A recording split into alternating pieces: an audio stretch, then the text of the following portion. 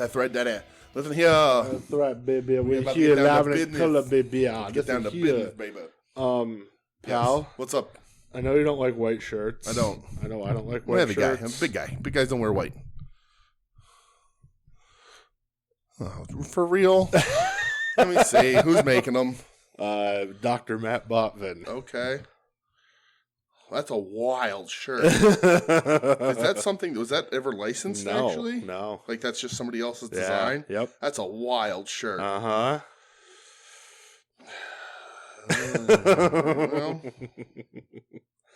Hey everyone, welcome to WeNeedWrestling. Well, that might end up being a purchase. We'll see. That's I think it goes up tomorrow.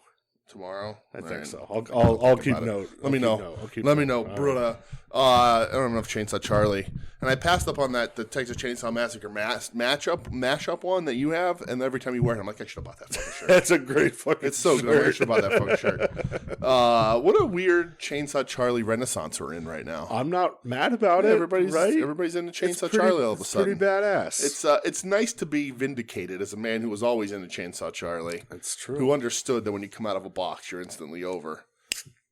I was that squirted everywhere. Yeah. I was Welcome to WeNeedWrestling, everybody. I remember I was at I was visiting my mother in New York as a child. Yeah. The episode where he came out of the box. Right. And I thought it was the coolest thing I've ever seen. Coolest. Yeah, man. Want to take a whack on you want me to take a whack here? Yeah, have it. All right, what is this thing? C4. Baby. That's an explosive, daddy. Yeah. Listen here. Superhuman performance, daddy. C4 energy, zero sugar. Try it, see if you like it. Well, that's delicious. Right. A little too sweet. But real good. Doesn't have like that energy drink. Beat them up there. Scary. Yeah, no, man. Well, yep. All right.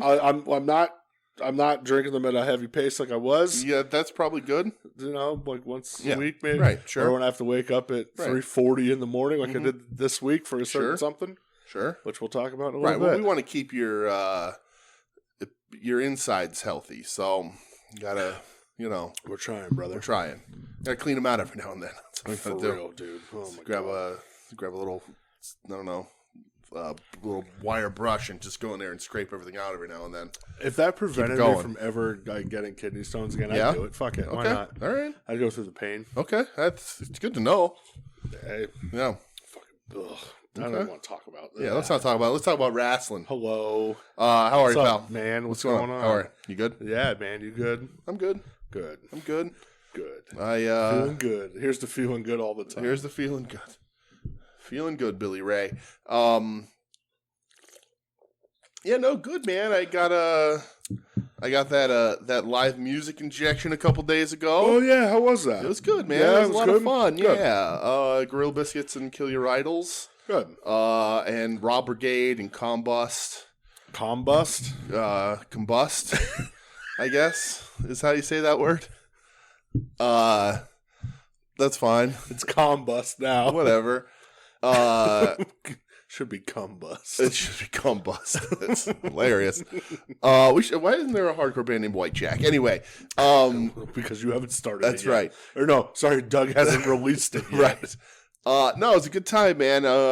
We got there. It's at the church in Philly. Nobody who listens to this probably knows that, but it's a legendary little venue there, and ate at Tony and Nick's. That's not it. I know, that's not the right but it one. was delicious, and I did. You'll be proud of me. Did you too? I bought one for the road. Oh, the old dude, the road cheesesteak hits different. We ate it the next day. Michelle and I split it, but I got I got a American Wit to take home, and we ate it the next day, and it was delicious. You microwave that son of a bitch till the meat gets warm, then you throw it in the oven to crisp up the bread a little bit. Yeah, man, absolutely perfect. I liked Rob Brigade was pretty good. I don't know if you've ever listened to them. They played Wilkes-Barre. Did they? They're from Columbia? They're from Columbia. Yeah, I've seen them. They're pretty good. They sounded better live than their CD does. Yes, I agree with that. And Combust, if you will. That's going to be forever hilarious to me. They were all right. Yeah, I saw them years ago at the Irish Wolf. They're very proud of being from New York, and I guess that's what you do. I sold a Marauder shirt. Oh, okay. I did. I remember that. Yeah. There was a kid wearing a Marauder shirt at the show. On stage? No. In Combust? With Combust? No. That's so fun. But he it was fun, man. We missed like the first 2 bands, which was kind of nice. Who played? Oh, okay. I can look up the flyer, but I don't remember. All right. But probably nobody worth seeing. Yeah, I think we did good there.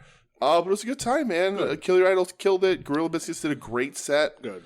As always. Michelle hadn't seen them before, so like. Oh, she never saw them? No, she'd never seen Gorilla Biscuits. So like, she was super pumped. And like, you know, because they brought out like the local kids to do the horn trumpet, intro, which you didn't expect. And like, Walter does the fucking harmonica part live. Did and start today. I saw they had an extra member on stage the whole fucking time. Yeah, standing right. Yeah. Joe, he was there, and they, you know, obviously they kissed his ass a whole bunch, which is unfortunate. Like I saw clips of the video, I'm like, get off the because Hate 56 taped it. Yeah, but I'm like, there. You're in the middle, man. He spent his whole night playing stage police and just throwing kids off the stage if they weren't immediately stage diving. Well, less said about that, the better. Yeah, I didn't love it either, but whatever. But a sold out show, but not like super packed. We had plenty of space. Felt pretty good about it. No COVID. Get any cool merch? I bought a Kill Your Idol shirt. Did you? Nice. Yeah. You know, I love that band. And, I saw the Gorilla Biscuits merch. It kind of sucked. Yeah, I again, they have the white shirt. I'm not a white shirt guy. You can go buy cooler shirts online. Yeah. But their sets, like, they played like 12 songs off of Start Today, which is basically the whole record. Played Start Today. And then, you know, a handful. And they played for like an hour, maybe a little over. But it was cool, man. It was a lot of fun. And most of all, Michelle really dug the shit out of it. That's good. You know, I wore my Sting shirt. I had my WCW Sting shirt and got like a point. Yeah. Like, hey, you know. Good. It was nobody came up and started rubbing you. No, nobody touched me. No, nobody touched me. Please don't fucking do thankfully. that. But dude, unbroken while he fucking swirls around my areola. Right. Fuck, man. But yeah, it was a good time. It's good to be out and having a show. I can't, you know, oh man, so I can't do them all the time like I used to. I got to work on that, so I get a little bit of stamina back. But it was good. It was nice to be there with, you know, 2 bands that I knew were going to crush it. Like, I didn't have to worry. Sure, you know what I mean? Yeah. Like the 2 openers that we did see, because there were 6 bands on this fucking card. But the two openers we did see were good. Yeah. But they only played half an hour, you know, and setup was good. They were tight. It was a matinee. We were at they what moved time it did up. that wrap up? We were driving out of Philly at 6:15. Perfect. Originally it said doors at 2, show at 2:30. They ended up putting the first band on at 2. That's lame. That's lame. But they had announced it beforehand. All right, okay. Like they had said, like in the Facebook page, and the other band said, like, doors are at 1:30, first band on at 2 Because I've sharp. seen the whole booking deal where they're like, hey, get here while doors are open to first bands being thrown on stage. I think they might have added a band that played like 4 or 5 songs only. Okay. I don't know for sure. I wasn't there for the openers anyway, so it doesn't matter really to me. But like, you know, got home. You know, we were sitting pretty, you know, before 9 o'clock. You know, we were home at like 8:30, you know, or 8:45, and we stopped to eat on the way home too. It was perfect.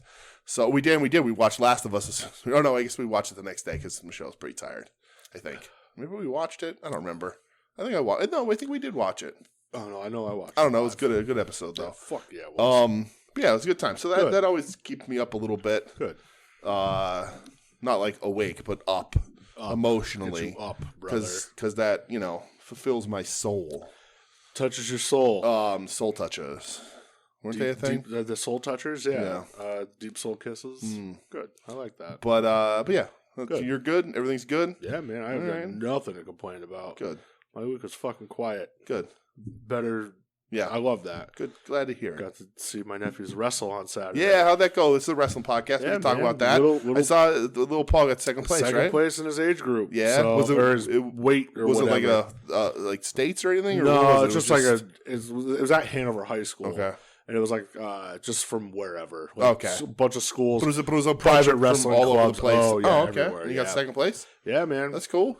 Whoop some ass, huh? Yeah, dude. The other two, not so great. But hey, you know, it's all their first year. Well, they're younger, though. Yeah, it's all their first year. Yeah. And a lot, you know, like, I remember what I hated about wrestling. Yeah. Like, I fucking hated the coaches. Yeah, sure. More so I hated the parents. Yeah, well, right. Just, oh my God. Yeah. Like, I saw this one dude, like, grab his own kid by the hair and stuff, and I was like, yo, I hate this. Right. Yeah. Plus, also, I was, like, in a gymnasium at 8:30 in the morning. Yeah. I was, like, sipping on my coffee, and, like, I couldn't hear myself. Yeah, like, sure. But no, man, it was, yeah, it was a good time. That's good, though, man. I'm glad little Paul got yeah, second dude, place. That's he's awesome. fucking kicking. He's stoked on it. Yeah. Doesn't want to play any other sports. He just wants to wrestle Good. now. Good. So, and Reese was there. Oh, yeah? Yeah. Just hanging out? Or I don't know. I'm just going to say, his kid's probably too old to be wrestling. Just a little bit, Yeah. I, like, kept trying to make my way over to him, but, like, even he says, like, dude, it's a zoo. Like, Yeah. You know. Yeah. But yeah, I took like a little walk around my high school. Okay. Hadn't been in there since 2007. Went to your old locker. No, took out the back panel and grabbed the weed you used to stash in there. No, the sunglasses for it was better hallway vision. It was vodka and grape juice in a container. That was my go-to. Okay, I like it. With Betty Brains. Oh, Jesus Christ. Well, good night, everybody. There's a throwback. Yeah. He should stay there.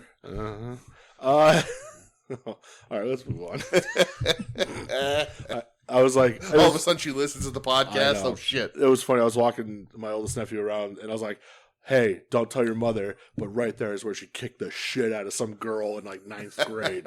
He's like, "What? Mom got into a fight?" I was like, "Yeah," and she beat the shit out of this girl. And of course, like my uncle was there, and I told him, like, I pointed out, he goes, "Oh, I remember." Yeah. And then, like, we were going to the one wrestling, because, like, dude, there were 6 mats in the gym. It was way too fucking small.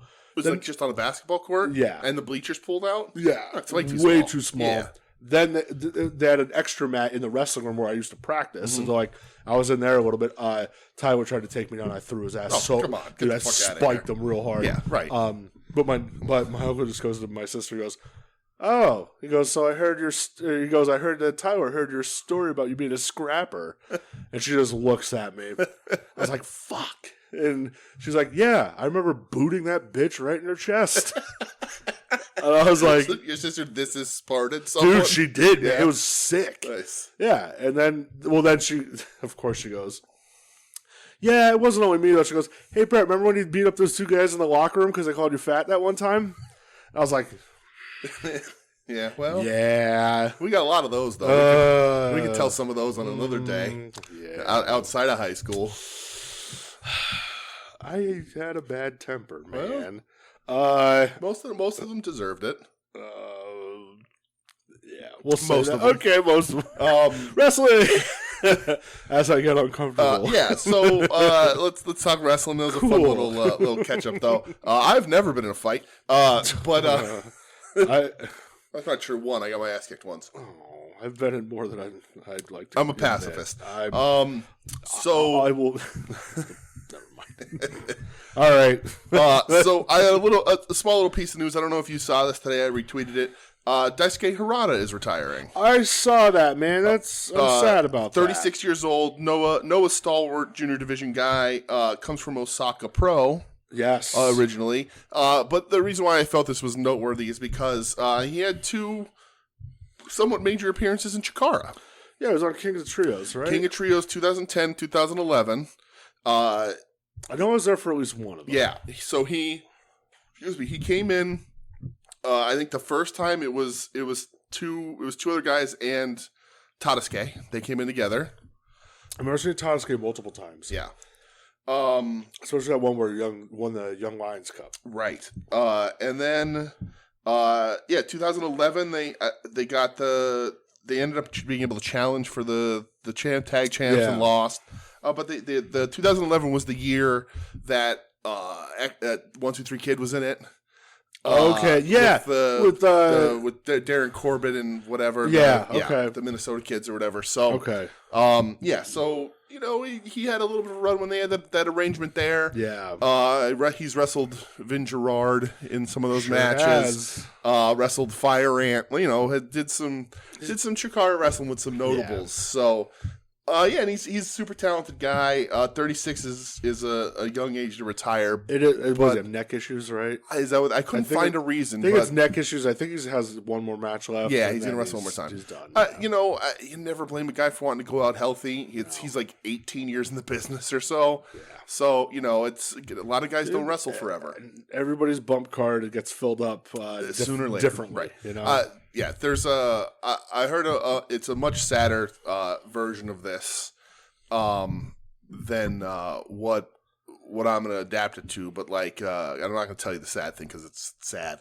But it's like you never really know like when your last bump is going to be, right? Oh, like, a lot of guys get you look at Muto or the guys who got to retire and have very long careers, but a lot of guys took that last bump not knowing it was their last bump. No, the one that always comes to mind is Hayabusa. Right, Hayabusa. Nigel McInnes is another big one. Yeah. I'm not saying they die. I'm saying like you're out of wrestling. Yeah. Sometimes that last bump happens and you never know. Yeah. So look at fucking like Rick Rude. Right. Yeah. Took that backdrop in Japan. That was it. So like you're done. Yeah. But if you can predict it and get out before anything worse happens and, start a second career or open a wrestling school or work behind the scenes or whatever it is you want to, or, like Kuwata open a noodle shop. Yeah. Or, or Matsunaga. Right. Matsunaga, all those guys. It's, if you can notice when you're going and take yourself out of danger. Yeah. I can't fault you for that. So best wishes, good luck, happy and healthy retirement to Daisuke Harada. Sure, I agree, man. And he's retiring 2 years younger than I am currently. Oh, brother. So, my only real piece of news, though, I don't have anything. Really I spent my else. time watching wrestling. Ring of Honor debuted tonight as we record this. Yeah, so that's tough. Yeah, that's tough. We're not going to make Michelle watch Ring of Honor with us every week. I don't know how often we're going to be able to really we'll watch it, and because every time you hear an episode, there'll already be another episode out. And I don't want to be a week behind. We'll be a week behind. So we'll cover the pay-per-views when they happen. Yeah. But we will watch it, and if there's anything specific that we can recommend, we will. But we won't do the rundown on it, sadly. Obviously, I would like when pay-per-views happen. Yeah, we'll do pay-per-views. Like the one at the end of March that's happening. Right, the one where Eddie Kingston wins the world title. Anyway. Don't tease me. Yeah. So, I'm also thinking of the end of March, which is this month now. I'm still thinking about pulling the trigger and driving to see Yamashita in AEW. I mean, we'll talk, pal. Thinking about it. I mean, it's in like nowhere fucking Ohio. I mean, everywhere in Ohio is nowhere Ohio, but it's in like nowhere Ohio. So it's not like a hotel's gonna be expensive. It's just like a 5-hour fucking drive. Is it anywhere close to Canton? I have no idea. Okay. Why, you want to go to Football Hall of Fame? Yeah. Have you never been? Oh, really? I've been. Yeah, no. Oh. No, man. That was one of the trips where my father didn't want to take me on a vacation. Oh, all right. Well, look. That was the second trip. Oh, look. And if I could take you to Canton, I'll go to Canton with you, dude. I'd be so stoked about. I've been. It's really cool. Years and years ago. Yeah, that was one time. They were taking a vacation and going to the Pro Football Hall of Fame. Yeah, and I was like, well, I could take off work and like I'll go. I really want to go. And he's like, no, you don't have to do that. I was like, cool. And the second time, or well, really the first time, my Uncle John was getting married out in Hawaii. He lived out in Hawaii for a long time. And my grandmother offered to pay for the plane tickets for my sister and I. Okay. And he still wouldn't take us. Oh. What a fucking asshole. Right? For sure. Yeah, you dick. So they haven't announced any more of that show. I'm trying to see. I don't even think they put it on their Instagram. No, they didn't. I don't see it. Oh, there it is. Where are we at? East Lake, Ohio. Let me look. This is very interesting podcasting. Yes. East Lake, Ohio. Right there. And we'll just get rid of this guy right here. Do-da-da. They are an hour apart from each other. Like closer to PA or further into Ohio? Pretty much basically south. A little bit closer. Right. So it's still about a 5.5 hour drive either way. That's right. Not terrible. We'll talk, buddy. We'll talk. We'll see what's going on. Yeah. Because I don't know that Yamashita is going to get booked anywhere closer. No, it doesn't seem so. AEW always does really good cards. It's like the Gauntlet for the Gold show. I'd like to see Yamashita. Yeah. And we can get our hands broken, fist bumping, Sid Justice. So yeah.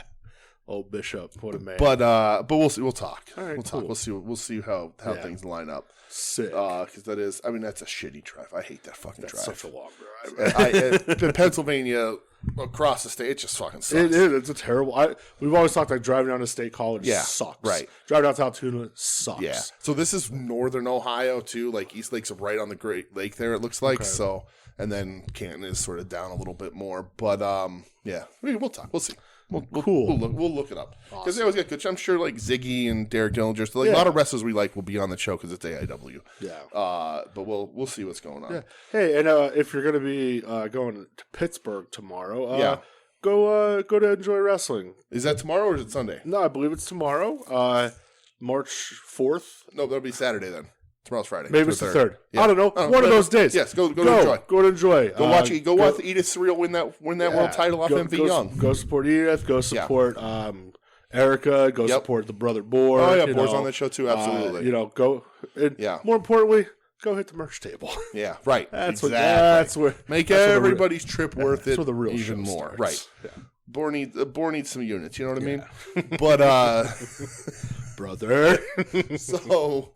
He don't need them, but he likes them. Yeah. All right. Let's get into what we're talking about. As the I don't want to say new format of the show, but we're gonna do the good old U.S. of A.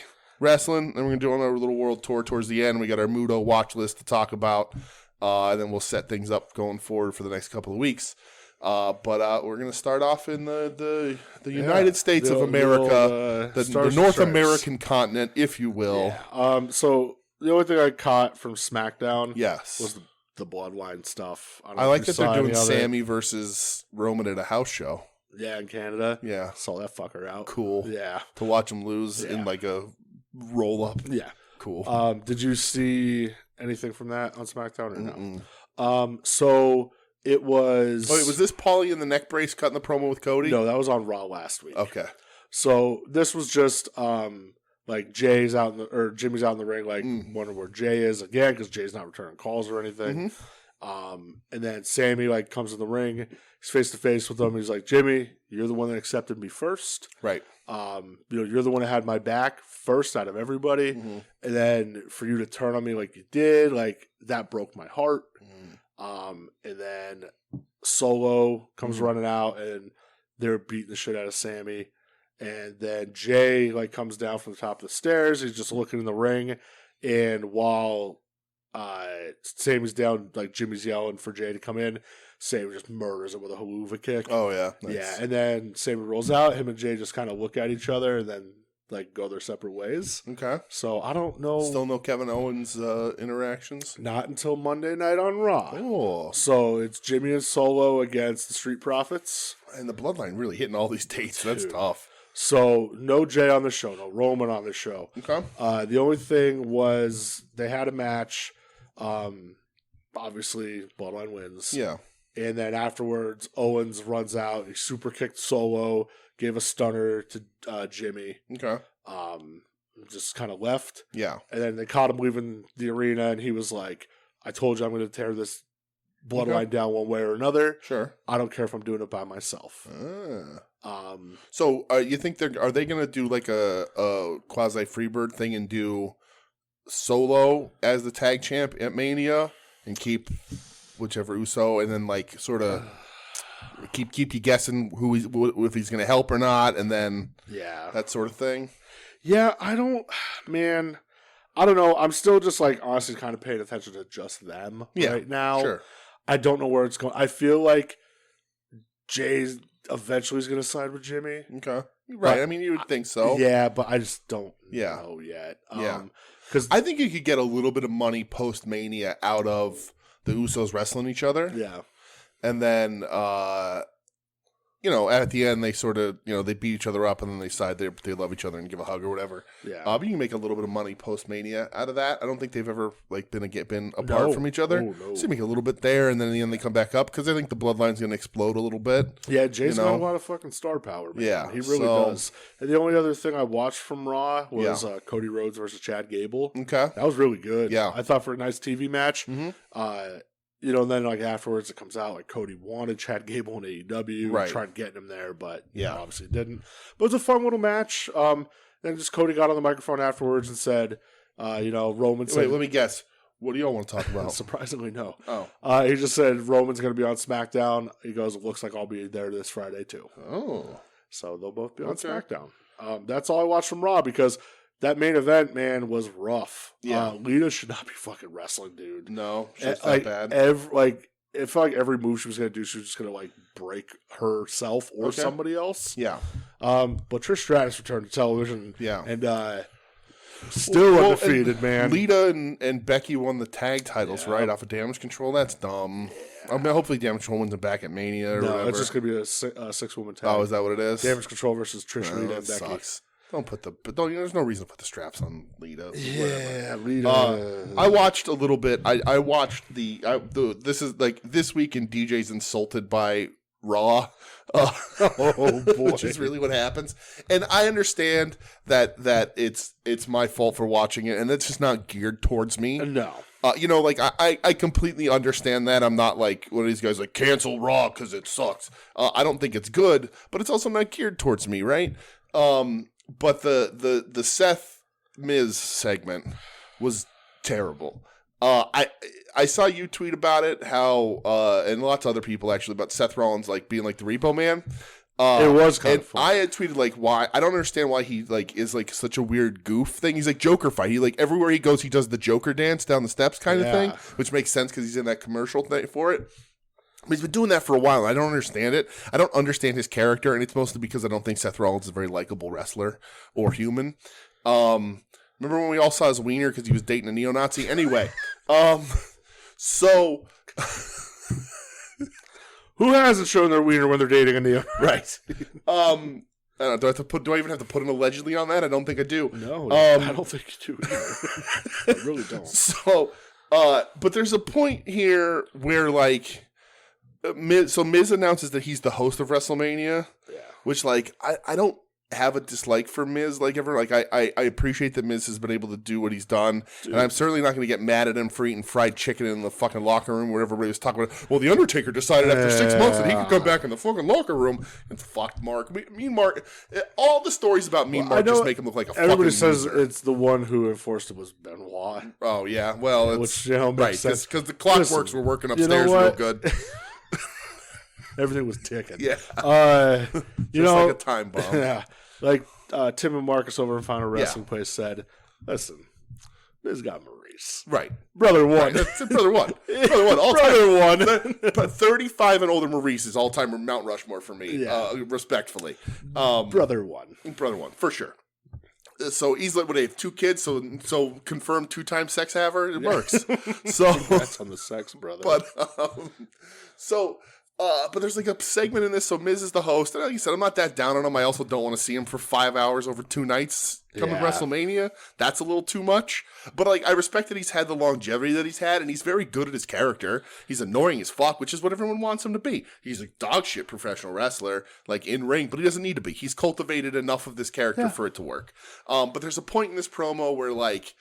He says, like, Seth Rollins says something about he's a hole, and then he's B-rated. Yeah. And then Miz is like, I'm not B-rated, I'm A-rated. And Seth Rollins is like, so you're telling me that you're an A-hole? Yeah. And I'm like, guys, can we not? And then I'm like, oh, wait, that's a hilarious joke to the 9-year-olds that are there. Yeah. Like, it's just not for me. I get it. It's just not for me. I'm not buying the t-shirts, but the 9-year-olds are going to buy Seth Rollins t-shirts out the fucking wazoo. So while I can complain about it and, like, really get insulted by the level of writing, the thing that I said about Raw, sort of as a whole, and there is good stuff. Bloodline's good, the Cody stuff, whatever's happening, but there's a lot of weird shit going on, and I'm like, and there's all the rumors about Vince being back in creative, and everybody's denying it.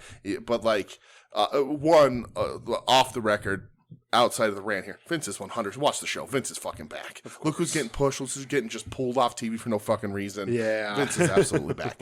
2, there's no better excuse if you're Hunter or someone to be like, when the people start complaining about the show, just say, well, Vince is back.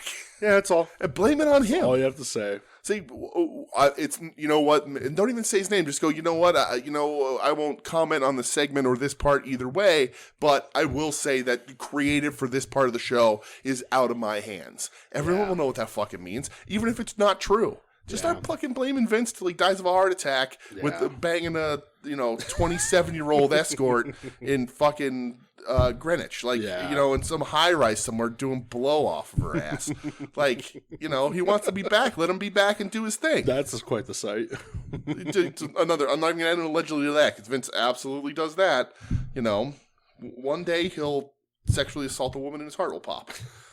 It's just what it is, brother. I'm just saying truthful things that Vince has done. All right, except for the heart attack, that's not coming. That's not yet. Yet. Keyword yet. So, the man blew both his quads trying to get into a wrestling ring once. He's still not one of my favorite moments. Right. The body ain't exactly running at maximum fucking capacity here. But that was all I watched from Raw. I understand you watched, sir, some Knicks. I don't know why I did this. I don't know either, but I did. I'm glad you did. I watched 2 matches from NXT, man. Okay. Because apparently they have a special next week called Roadblock. Was Roadblock going to be on it? I fucking wish, but no. Oh, that's where they're going to announce for the beginning of this year's Hall of Fame class, first entrant. Roadblock. Yeah, that's wild. They haven't announced anybody yet. I know everybody says it's going to be Batista. Right, it's going to be Big Dave. But where's everyone else? I would start cutting. Mania's in a couple weeks, man. You're running out of people. So I would cut it down. I do four people. I agree with that. Two stars, like one singles, Batista's your one headliner. tag team, a women's wrestler, and a legend that's no longer with us, and that's it. Yeah. NXT. Next, yes. I watched 2 matches. Mm-hmm. First one for the North American title, Wesley versus Nathan Frazier. Okay. I forgot who Nathan Frazier was, so I had to look it up, and I was like, oh, Ben Carter. Remember when he had that sick match on AEW that instantly went and signed with NXT? Mm-hmm. And then I was like, oh, yeah, he was trained by Seth Rollins. That's why he did that. Oh, yeah? Yeah. Okay. Fun little sprint, man. Those guys are going to work that crazy style. Yeah. Lots of flippies and shit, which is not always my thing, but it's worked here. Nelson Frazier was Big Daddy V. Oh, Nelson Frazier. Okay. All right. So close, though. Yeah. The long lost brother. Right. Close enough for me to say that his name in NXT is a tribute to Big Daddy V. Yeah. But Wesley, man, good for him. Still sticking out his career. I think so. Yeah. After Zach Wentz was that his partner, got fired from MSK. Didn't he formerly play quarterback for the Washington football team? But no, that was Carson. That's Carson. Yeah, but good for him for having a nice little career. Absolutely. I think I don't think he's a main roster guy ever. A little undersized. Good, but still good for him. And then I watched the main event. Carmelo Hayes versus Tyler Bate. Okay. I haven't watched a Tyler Bate match in what feels like years. Was this for? I used to like Tyler Bate quite a bit. Was this for a belt of any kind? Okay. No, just because I know. So Carmelo doesn't have the North American. No, Wesley does. Wesley has it. Okay. But I think Carmelo Hayes is going to be challenging Braun Breaker. Okay. I think they have a Takeover Mania weekend. Yeah. So I think he's going to be challenging. Okay, and then Breaker goes to the main roster. You would think, right? Yeah, right. And they change his name to Steiner. Goddammit. He should. Another really good match, dude. Yeah. Tyler Bate. Those are good talents. Yeah, and that's why I was like, all right, I'll watch this. Yeah. It was fun, man. Nothing like, I don't know. Tyler Bate did like this crazy like AJ Styles spiral tap off the top and missed. Okay. And Hayes' finishing move is a leg drop off the top with like the guy like just like doubled over. Oh, okay. And I was like, okay, that's kind of cool to do a diving famouser. Yeah, I'm down with that. Famous or Alabama Jam sort of whatever. Mix up, match up. Yeah, though. I thought it was good. One thing I don't like about NXT is fucking Booker T. Yeah. His commentary is so bad, dude. Yeah. Is he bitter on commentary too? No, but he's he just talks like this and a lot of that. That's awesome. Like a lot of that, man. And it's just you do that noise, people are gonna be rattling in their heads. Like Wolfman Jack calling a match. Yeah. Wolfman Jack says someone's at the door, baby. So I did see a clip of NXT clipped out on Twitter. I already know what you're gonna say. The lady with the rose, Priscilla Gigi Kelly, Dolan. Gigi Dolan. Dude, so it's fucked up. I didn't even see it on Twitter. Yeah. I was scrolling through TikTok. Oh, yeah. And somehow wrestling got in my TikTok because it's my life, whatever. Sure, wrestling TikTok, that's a thing. And this dude, like, kind of split screen, like, reacts to promos. Okay. This is really cool. And Yeah. I'm like, dude, you're lame as fuck. Yeah. He's talking about this is a career-defining promo for Really? Gigi Dolan. In what way? Because you can Like, you can define your career as dog shit, how too. great she was. Really? I was like, dude, this sucks. It was real bad. It was real bad. This is bad. It was so bad that she knew it was bad while she was saying Like, it. she was doing the weird emoting again. Yeah, of course she and does. I was like, this is certainly something. Listen, Not great. Gigi Dolan, respectfully, right in my wheelhouse. Sure. 10 out of 10. Yeah, she has a small face, but okay. I'm just going to shut my mouth. She All makes right. up for it. Yeah, so I did see that, and I was like, well, that's like real bad. And didn't Miko Satomura wrestle on that show, too? So she's wrestling next week. Okay. Or no, she did wrestle this week against Zoe Yeah. Stark. I didn't watch that. Yeah. She's wrestling next week against Roxanne Perez for the women's title. Oh, okay. So I might catch that. Yeah. You know, I like Miko Satomura. Yeah. You know, a lot of people I was reading like their thoughts about the show, and they go, "This is the best NXT show since they switched to 2.0 Okay. and back to just NXT." Yeah. They go, "This felt like the Okay. best one I since." mean, the low bar. Low bar. I agreed, Low but I'm not saying I'm going to become an avid watcher or anything Sure. like that. But when there's matches like that, well, sure, I'll tune in. Yeah. You know, why the fuck not? I was not doing anything last night. It was on the DVR, so I said, all right, let's clear some space. All right. A better man than I. Yes. Speaking of... Before we get to AEW, because we just paused the show a little behind the scenes, and we were just talking about it, You threw me off. WWE has announced their first Hall of Famer. Oh. Do-do-do-do. You know, different name, but Adam Van might be making a trip to the Hall of Fame this year. Stacy Keibler. Stacy Keibler. Is she a Hall of Famer? No. Well, depends on what Hall of Fame. Grease Hall of Fame. All right. But WWE Hall of Fame, no. But we've had this discussion before, and I don't want it to sound I'm disparaging in any way, but the running out of women, because the era of women that sort of redefined WWE women's wrestling, most of them are still wrestling. Yeah. So I think maybe all of them. Well, no, I guess not. Like there's some like Ivory and those, you know, that sort of crop started at Victoria, but like, you know, it's in 10 or 15 years, Charlotte, Becky, Bayley, like they're all going to get in, then deserving. Yeah. But they're sort of in that era where it's just like valets and managers, and you know, for what it's worth, Keibler wasn't even that great at either. You know, listen, like she has her assets, but yeah, you know, like we took a poll among our friend group, and you know, Dudley Boy Valet era Stacy, right? Me when she was, I think I said when she was Scott Steiner's valet, Stacy was like, that's Mount Rushmore. But yeah, good for Stacy. Did she ever win the women's title? I don't think so. All right. Well, who knows? But yeah, so that little breaking as we took a small little behind the scenes deal here. I just wanted to get that. All right, I can get down with that. Get that out to the world.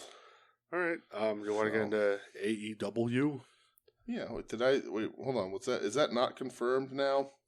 Did I just get duped? Oh, no. Are we going to have to go back and delete this whole thing? No. That'd be kind of funny. If I got duped, we'll keep it in. Did you get, like when people do the fake Adam Schefter accounts? Maybe. You got burned?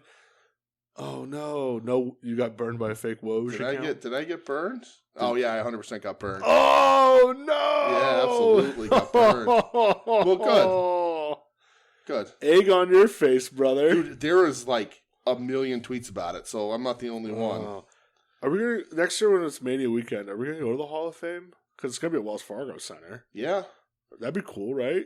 It would be, depending on who's in. Depending on who they put in, yeah. I mean, I know you said you feel like it's going to be heavy ECW presence, which it should be. It should be, for sure. Yeah, look, that's a live on-air duping right there. Damn, dude. Yeah, should have looked. Fell for it. I was got to confirm, man. Saw people retweeting it, saw that it said WWE, And Did you then check the blue check mark brigade? Was it right? Well, I did. Twitter blue subscribers? You know what confused me? Fucking nerds. Is that WWE has a gold check mark? Do they? They do. Oh. And I don't know what that means. I think it means you're like a verified it's an official company. business. Yeah. And the person put a little like yellow emoji after the WWE. And I was like, well, I don't know what the fuck this yellow thing is. Brother. It's fine. I'm duped on air. That's fine. Stacy Keibler, not a Hall of Famer. All right. Eat shit. Well, scratch all that. Scratch that. Maybe it's because they're putting her in Miss Hancock. That's probably what it is. There it is. Yeah. All right. You want to get into Rampage? Did you watch Rampage? Did you I remember to watch it? I remember to watch Rampage this week. You watched the Young Bucks versus Aussie Open? I did over my phone, yes. And I was just going to say you didn't care about it just like I did. Mm-mm. Same. Didn't care. But I just didn't care. So the one thing is that Mark Davis's chop was super loud. Yes. In that match. But the really interesting thing about this to me is, all right, I don't get the appeal. The lights go out, and the House of Black, who have a match leading in for the pay-per-view now that they just announced without really any minor build, is like, they interfered but didn't cost them the match, so the Bucks can't lose. We've always said with wrestling, Always. it's very fucking weird. Right. So the thing that's interesting to me is that the Bucks, and it's because they're EVPs and whatever, and I do have an overall AEW arc that I want to talk about at the end of everything. But the Bucks lost their last match on TV. Did they? Who did? They did. Was it Top Flight? Was it Top Flight? Yeah. Okay. That was right. They said that on commentary. They lost remember their when last Top match. Flight was getting pushed? Yeah. Remember? And then that was their first tag match in 6 months. Okay. Yeah, well, because they were off for a bunch, yeah. And they lost it. The next match, they just beat this team that coming in and were thrown a treat to wrestle them. Sure. And then they get a high tier pay-per-view match. And it's the trios thing, so whatever. Yeah. But I'm just like, nothing in that company affects the Bucks status. They treat the Bucks like a marquee. They're not going to. They have the trios titles, but they're not a part of the tag division regularly. They're not involved in the stories. They're just treated as a marquee, and people love them, and that's fine. People really like them, and it will always be on the opposite side of that, right? Yeah, and to your point there, I feel like during this match, I hit a point with the Young Bucks where it wasn't even so much that man, I fucking hate these guys. Where it was like, you know what, I just don't care. I don't care, right? Which sucks is I love Aussie Open. I think they're one of the probably top 5 tag teams going. It was like, I just don't care. It's at the point, I'm not even mad. It just did nothing for me. My one note here is I don't get the appeal. I watched the match and I'm like, what's the appeal? What are they doing that people think they're so great, right? Yeah. Because there's no psychology. They wrestle like heavyweights and throw people around like heavyweights, even though they're not.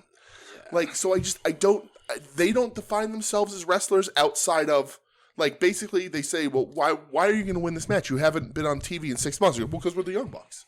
It's like, well, but what did you do? Well, we're the Young Bucks. Mm-hmm. Yeah, but why? What did you do? Why are you here? What are you doing? Why are you going to be able to throw this guy who's 6'4" all around and do all these moves to him and double team one guy doing the moves to both tag partners? It's well, we're just the Young Bucks.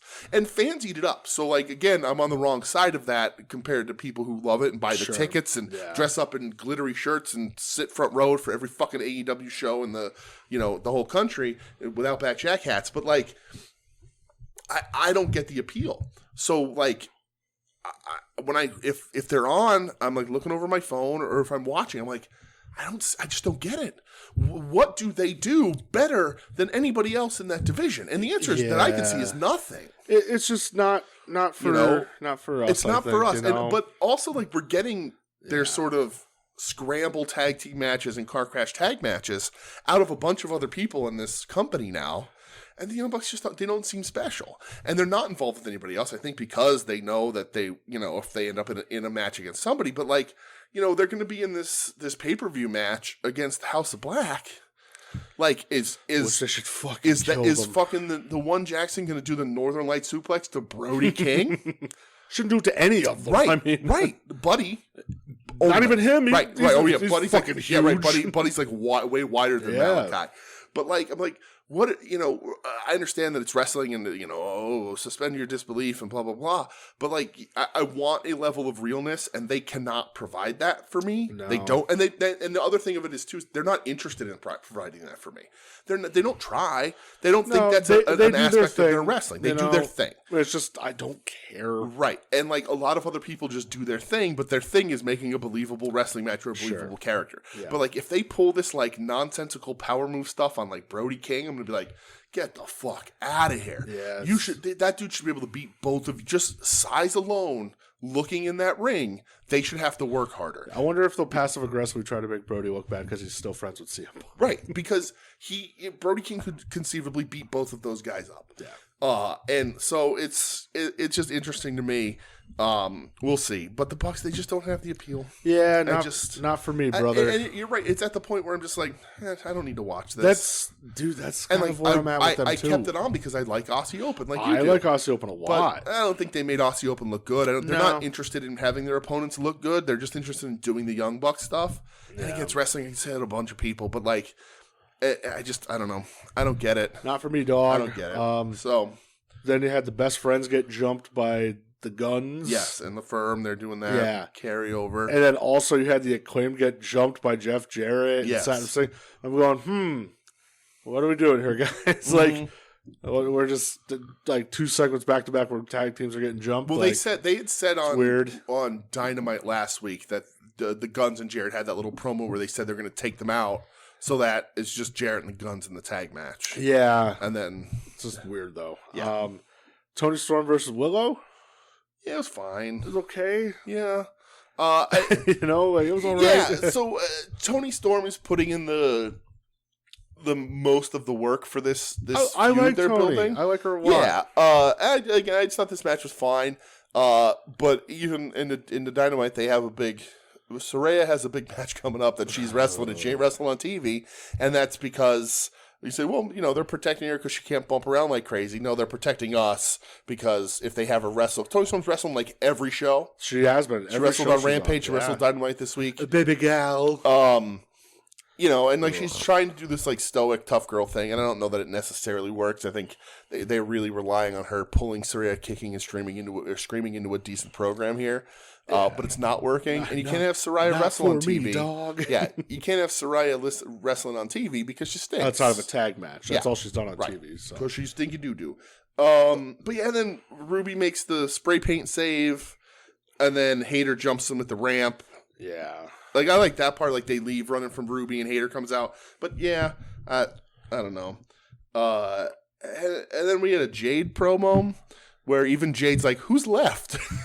For real, she's like, okay, what am I doing here? Which should be they should make a Goldberg knockoff Who's Next shirt that just says Who's left. Yeah. Because she's absolutely right. She's like, I'm at 53-0, and I'm like, are they going to try to like build a match tomorrow on Rampage to squeeze her onto the pay-per-view? How do you not? She's a title holder. Oh, God. Right? Yeah. Ugh. But what do you do?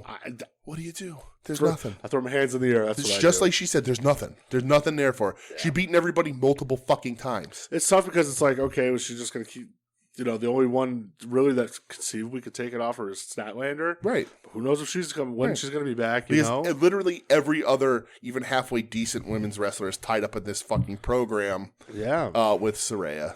Yeah. So I don't fucking know. Yeah. They're even calling in Rio to try and pick this shit up. But Rio ain't beating Jade. Rio. More on her later. You get Lance Archer squash. Dude, I like this a lot. Yeah, man. Lance Archer's cool. He laid it in, too. Yeah. He beat the shit out of this dude. Always been a big Archer guy. Bryce Perry Saturn was the job guy's name. Bryce Saturn. If you have the last name Saturn, you need to clear that with Moppy, I think, to be able to use that. Or with Doug. But Archer murders this kid. I like the vertical suplex release, like the throw. I like his chase after crossbody. I thought that looked really nice, especially for a big guy. And then he murders him with the lariat. Like this is just don't do anything else with Archer. It's just 5-6 minute segments. Yeah, Jake's back with him, which is nice. Jake's healthy. Yeah, he's off the oxygen. He said in an interview that helping out with promo classes a lot backstage. Fucking should, which man. is fucking perfect. Yeah. And I don't need Archer or anything significant right now. He's a good like monster. If you build him up with these squash matches, he's a good monster to challenge for a title. He will always be a viable monster. Right, always be a viable monster, especially if people are willing to get in the ring and let him do this to them. Absolutely. That non-job guy, some guys with a little bit more stature, because he beat the shit out of this kid, and that's what I want. Yeah. I want this big redneck from Texas with dumb hair to murder people. Yeah. And that's what you need to do. And I think he's the guy to do it. I don't know that you have a murderer type like that anymore. Wardlow, they've sort of dropped. Wardlow's still high up there, but he's not like the killer that they were building him to be. He's having better matches. So let Archer be the murderer. I think that works. I agree 100%, dude. Just watch Bruiser Brody tapes and just have Archer do that stuff. If Archer can knock out a fan or two on his way to the ring, like Dr. Death. God, what a video. Yeah. And then, just main event. Yeah, we had Dustin Keith Lee promo, which whatever. Yeah. And then, Saving of our Action Andretti, this was another one. I'm like, cool. I just don't care. Cool. Action Andretti, apparently like a local kind of guy. Yeah, I know the announcer from Philly. He was in PPW. He was, yeah. And some of that stuff. Let me hold on. I got a text message about him. I'm gonna say this anonymously. Oh, do you? Yeah. Let's see. What did because when he was on Dynamite this week, let me see if I can find it really quick. I know this is really great. Great A podcast. The tweet I got said, this is anonymous, said I had said this is too much for Action Andretti. It's just asking too much of the kid. And the person said not being in PPW anymore is too much for him. Go back to Broadheadsville, keep wrestling off a junior. Oh, man. Ooh, brother. Throwing the heat at Action Andretti anonymously. But yeah, I just think it's too much. And I think the funniest thing to me about Sammy is that the fans still dislike him. Dude, forever. He's done that much damage. And the shit with Eddie, like, Eddie just... He lost that battle. He lost that PR battle. Yeah. And people just aren't a fan. No. They just, and I guess Ty Conti's hurt. Yeah. She announced and Anna Jay too, I think. She announced in an interview like her back's pretty banged up. That so stinks, yeah. The one enjoyable part of Sammy is not even on TV right now. Yeah. Did you see Marco Stunt on AEW? Yeah, he's like another a twisted one. vertebrae. Oof. Yeah. Listen, man, shit. you're that Right. small, getting thrown around like that. It's going to happen eventually. So, this was a rampage, man. Yeah. That was a rampage. It certainly was. Yeah. This is a rampage a week out from a pay-per-view, too, but whatever. Whatever. Dynamite, the go-home show. Yeah, so the go-home show for the first pay-per-view of the year. All-Atlantic title. Yes. Orange Cassidy. Opening up with the crowd pleaser so that you can backload the rest of the show with shit. Versus Big Bill. 2 G's. 2 G's, 3 L's. Yeah. 2 G's, 1 L. Yeah, man, dude, I thought this was fun. Yeah, I thought Big Bill did a really good job of not ruining the fact that he's almost 7 feet tall. And much, like, he protected himself without making Orange Cassidy look like shit. Yeah. He did a really good job of that. Yeah, dude, Big Bill fucking Big Bill rocks. In a normal situation, Big Bill should probably have close to the bore another fellow almost 7-footer bump count. I agree. But in this situation, OC had to work for it. Makes sense for both of them. I love the super finisher of the top rope orange punch. That was cool. Danhausen getting involved, Stoke getting involved. Right. It's all fun. I thought it was really smart, like whoever came up with it, whoever agented it or OC or whatever, the orange punch to the knee on the outside. That was cool. I thought it was super smart from like a wrestling psychology standpoint. It's like, how are you going to knock this guy down? Well, your finisher's a strike. Do it to his leg. Super smart. Kind of like Kejimuto drop kicks to the knee. Right, exactly. Which we'll talk about a bunch more later. And I will say that Michelle, watching this with me, has once again expressed how much more she likes Orange Cassidy ever since I've told her that it's Paul Rudd's character from One American Summer. Yeah. She's like, I just love him so much more now, and I get it. And I'm like, good. Fuck yeah. So she also asked me if he ever makes if OC ever makes Paul Rudd's like ugly face, like face, and I'm like, no, he's too lazy. He's too lazy even for that. But speaking of things I fucking loved. Yes. This John Moxley Jesus promo. Christ. You know our account got a fucking warning for the Terry Funk picture I posted? No, did it really? It wasn't like a we're going to take down your account, but it was like a we've put a graphic warning over this image. Oh. Yeah, Fucking because it had blood. Because it was, bitches. but it didn't. So whatever it is, somebody I don't know if somebody reported it or what, but it's just the picture of Terry Funk with blood, and it just said check out just pick this live picture of John Moxley. Yeah, no graphic warnings of people getting their actual fucking dick sucked on Right. Twitter. But hey, that's some policies I like. Shout out Afro Man. Anyway, oh Jesus, John Moxley. Yes, blood the promo, dude. Somebody oh god, I think it was Max Power that I'm friends with on Twitter. He tweeted last night. He's like, just put the fucking belt back on him. Right. After that, put it back on him. Yeah, for sure. He is just. I love him. I love him so much. I've loved him for years. Yeah. I after Dynamite last night, I went back and I watched like just old indie promos from Moxley again. He is fucking incredible. So he could talk anybody. He put in the most work, right? This is him like talking people into that pay-per-view as a whole, right? He's not the only guy in the company that can do that, but I think he's the best guy at it. Yeah. Or he's at least given the most time, because Eddie's also a great promo, but it's not given the time.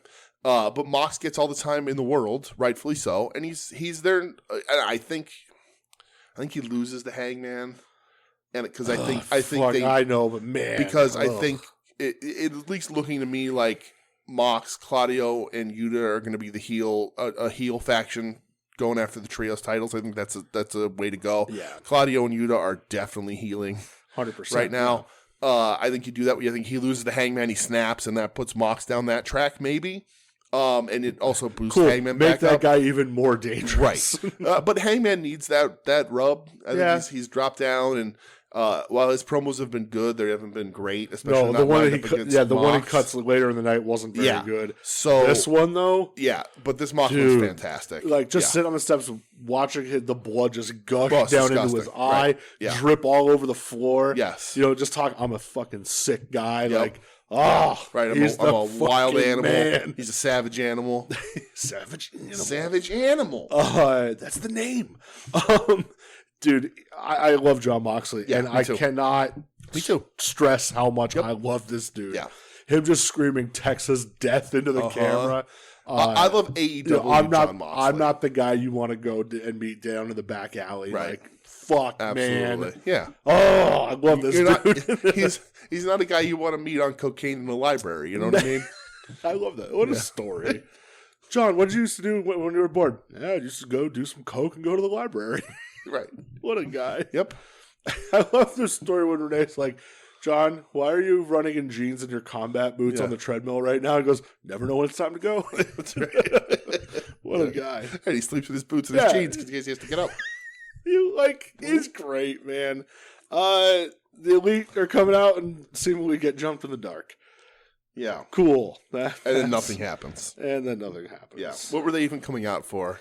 Who knows? I don't know. Who knows? I guess to chat us up. Chat me up. Yeah. And then... Listen, I'm going to be boo-boo faced at my own house if the House of Black doesn't win these trio titles. Yeah. And send the Young Bucks packing to I don't know, I was laughing. CMLL. The one dude, Bo, AAA. The one dude, Bo from that Hardware podcast. He's friends with Brody and stuff. Yeah. He's like, if they don't win at the pay-per-view, he's like, I'm gonna stop watching AEW for a little bit. He goes, come on, what are we doing, guys? Right. Well, and we were just saying that before about Rampage with how the size disparity between the House of Black and the Bucks, but like House of Black have, and granted Brody Malachi is staying and left TV for a bit and whatever was going on there, but like this is a team that like is one of your coolest looking teams. They have a lot of backstory, a lot of lore, if you will, but like I don't even want to say you start and stop them all the time. They haven't even really got it started. No. You know, like they've been turning that they've been flooding the engine on them. And they did the weird like transition from the Eddie stuff into this. Super weird. And I think if you're going to do that and drop all that shit, I think it's because you're going to put the belts up on House of Black. You have to. That's what I would do. Oh, you have to. Right? I mean, I think they would look the coolest. I think you get the most sort of exposure out of how cool they look, and then add the belts to it, and you get their entrances. And, you have a heel team at the top there. And the thing is, though, they could play that heel, like that tweener role, you know? Yeah. Yeah. Ladder match after this, right? Ladder match is I liked it. I liked it a lot, man. That was a really I thought it was fun very car good. crash, lots of crazy shit. Commander. Yeah. The rope run, crazy. Nuts. That fucking Blue Thunder bomb Blue to catch Thunder the bomb. hit. Absolutely. Oh my God. The downer for this, and they do it for the thing after, but this is Eddie and Ortiz brawl for 3 minutes, brawl to the back, and then they're not seen again. Is a ladder match Eddie's forte? No. So, he's not going to be doing any crazy shit because he's smart. My pick for this, and like you let me know, this is for a shot at the TNT title. I was very not at the pay-per-view, but after you're the number one contender post pay-per-view. Yeah, very kind of weird. And again, lots of crazy shit, just a car crash of a match. Good for fucking Hobbs winning, man. Right, but the Zebras showing fucking bias by holding the ladder for him. Yeah, I saw everybody up in arms. I know. I know. God. So, boy, you've never seen a ladder match before, have you? All right. And there's like 19 ladders. He didn't have to use the broken one, but he needed to get up there because that way it's believable. Nobody's coming to knock him off. But my first pick was Takeshita, right? Of course. I think in my mind, you tried Takeshita out on the bigger stage with MJF. I think he could have beat MJF, at least for the non-title there. That was great. He's super over. So I was like, you go Takeshita here. He's number one contender. Joe, I think if Takeshita wins, Joe retains, even though that hurts Wardlow, but that's fine. Joe retains and then loses Takeshita either the next week or very soon down the line. Hobbs winning it is interesting. I like Hobbs. I'm glad they're doing something with him. That's my second pick in that match. For real, dude. I like Hobbs a lot. I think they've missed a lot of opportunities for Hobbs. They missed a lot of opportunities for a lot of people. I'm going to talk about that at the end. But I'm glad they're doing something with Hobbs. I think he has a great fucking look. I think he's a very talented wrestler. TNT title is sort of Haas division right now. I love that. Right? So, more Haas, the better. But Hobbs is number one contender. And so then the question becomes, what do they do? So Joe, Ring of Honor started up. Joe's Ring of Honor TV champ. So is he going to focus more on there and not have the TNT title so you're going to have Wardlow get it back? I think that's what's going to happen. And Wardlow getting it back, which is like this, would be this great justification. So even though he had won it back and lost it again or whatever all that shit was. And then we're going to have Wardlow Hobbs. Yeah, but does Hobbs take it back off Wardlow very soon? This seems to be the title they like to hot shot a lot. Right. So I wouldn't think be mad. if you're gonna heat up and have Hobbs win the ladder match for this, and you look like you're finally going somewhere with him, I think you got to go somewhere with him. You do. I agree. Right? Yeah. And then I think that if you put Hobbs with the TNT title, I think then when Jericho, for whatever fucking reason, cools down Starks for the 9th time, Starks can slide back into a Hobbs program because they have that history. You can start mixing some people up. But I like Hobbs. I think that's a good thing. I like Wardlow too, but I think Hobbs has a higher ceiling. Yeah, I agree. Let Hobbs cook, brother. Yeah, let's see what happens. But I like this. I thought it was a good fun ladder match. Man, it was a lot of fun. Commander making a big thing. One of the things on both these shows, I don't think commentary did a very good job, especially for a go-home show, sort of setting up where everybody is and why people are doing things the way they are in certain matches. Yeah. Because this match had like Sammy and Action Andretti feuding in it, and the Eddie Ortiz thing was happening, and I just don't know that they did a great job of sort of setting the table for what all the current storylines are in AEW, and I think that crosses through all the matches that they've done this week. But I did really enjoy the ladder match. Yeah, I thought it was a lot of fun, dude. Things that aren't fun. Chris Jericho, Peter Avalon. What a great match. Like, I just don't care. Right. Stark's just getting fucking job that I just don't fucking care. Yeah. You like, he's so cooled off at this point, dude. Yeah. Even if he wins the pay-per-view, I'm like, all right. What does it do? What do I care? What does it do? He beat Jericho how long ago? Yeah. What does it do? It doesn't do anything. All this is they're like, Jericho needs something to do because Jericho is going to be on every pay-per-view. Dude, like and every show. That first Starks promo where he interacted with Jericho and said, "You ain't going to suck your teeth into me." Right. Well, he did. And it's bringing you down such a level now. And like, but it to me seems like backstage they were just like, they had the spreadsheet out and Jericho was blank. And they were like, well, we can't do that. Chris is on every fucking social media outlet saying how he'll never leave AEW because he loves it so much. Of course he loves it so much. Yeah. They suck his dick and put him on every show. He never gets a break. Yeah. And he doesn't want one. He wants to stay on top. He wants to be visible. And I get it. He's the biggest name you have. He still is. He's still, he's the biggest active legend that you have. And like, but Starks is suffering, and they were like, well, what do we do? We'll just run back the Starks thing because literally nobody else is open right now. Or anybody who is open, he's already fucking beat and cooled off. Yeah, so it's just and the sooner it ends, the better. Right, man. And this is your go-home show, and you run Chris Jericho versus the Librarian, Pretty Peter Avalon. And Jericho doesn't even use his real finisher to beat him. No. He uses a code breaker. He wins with the code breaker. He hasn't won with the code breaker in 15 years. Yeah. No thanks. Yeah, I don't understand it. But whatever. I get it. You're paying these guys seven figures or more. You gotta get your money's worth out of them. Yeah. But I don't. Speaking of somebody they're getting their fucking money's worth. Yes. Christian Cage. Well, the Hangman promo, which we already commented we didn't like, was next. Stunk. Christian Cage, dude. Christian Cage. They have to pull him off TV, and I say that because nobody else has a fucking chance. He's the best bad guy there. Yeah, he's for sure. Fucking awesome. That promo he cut was so goddamn good. Right. I want to see him like. I don't want to see him kill Jungle Boy. Yeah. I want to see Jungle Boy get some goddamn revenge here. Right. This is what I want. Which is what a bad guy's supposed to do. Yeah, even though Jungle Boy did that weird thing where at first I thought he was digging up his father. Oh, I thought that too. I thought he was like, because Christian says that thing in the promo like, you are your father's son. And I was like, oh shit, this is where we're going? Are we getting Dead Man Jungle Boy? Right? Like, we're getting are we getting a buried alive match? Yeah, we're getting at your domicile buried alive. Though, man, Christian, he's so good at this. Here's what I do for Christian after the pay-per-view. So the Jungle Boy match happens, whatever it is happens, that happens. I was going to say have Danielson win the belt and have Christian Danielson feud. on Dynamite, Christian comes out in a Burberry scarf with the AEW Burberry titled around his waist. And just act like that's the way it's always been. Yeah. Just don't say anything. Yeah, just hey guys, this is what we're doing now. This is just come out, have him talk about how his fiance left him, about how he was in a car accident with a lady named Liv, and this is just the way it was. I've always been champion. I wear Burberry. Yep. Wardlow used to be with me. I used to lead the Pinnacle. Whatever, and just let everybody be like, you know what? We're fine with that. Yeah, we're good with this. Man, I love dude. Christian's he's been back for what, 3 weeks now, and he's already immediately like the top heel in my mind anyway. Yeah, absolutely. God, Max can go suck a goblet of blood in Stanford. Hook versus Matt Hardy, dude. I saw your comments last night. What are we doing? Last week we had expressed concern because this was the go home show and they had almost nothing set up.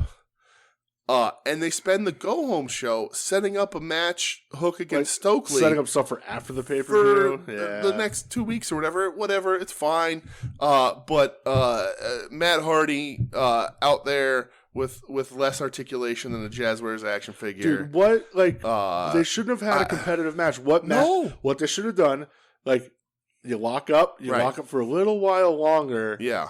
And you have Matt kind of talking to him, and then Hook just puts him in the Hook. What is it? The Hook mission, the Hook Nation. Yeah, Red Rum or whatever they're calling it, and do what they did. Hardy immediately taps. Do what he did for the finish, and then rolls out. That's it. Right. That's all you have to do. Right. It didn't need to be this competitive fucking thing. Yeah, I don't understand. The only thing is because they probably wanted the guy who's wrestled, the first guy to wrestle Taz and Hook in his career is Matt Hardy. Cool. But yeah, I don't know. Not all ideas are good. No. I don't understand why having a competitive match. The man walks like he's in has leg braces on. I don't understand. Yeah. Not for me, dog. Yeah, no, thank you. Tony Storm Riho. Also not for me, dog. It was fine again. Riho fucked up the pin. So what I was gonna say about this, paying more attention out of Tokyo Joshi Pro. Mm-hmm. and seeing There's a reason why Riho's here. seeing like Yamashita Mm-hmm. just be a fucking killer, Mm-hmm. and your girl Hyper Masao. Hyper Masao. But seeing them in the ring, Mm-hmm. and then You seeing- want Nabe. yeah, right. even Maki, when she like Right. gets pissed, Laying their shit in. and then you see Riho, and you're like, Right. she's not as good as them. She's Like definitely not not. to me anyway, Definitely It was like okay. Yeah. I don't know.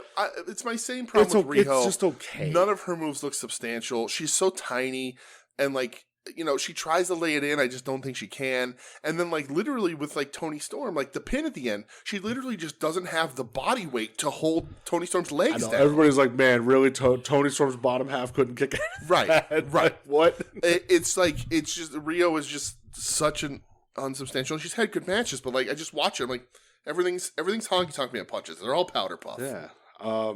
And yeah, they have like the weird Ruby Saraya hater like brawl at the end.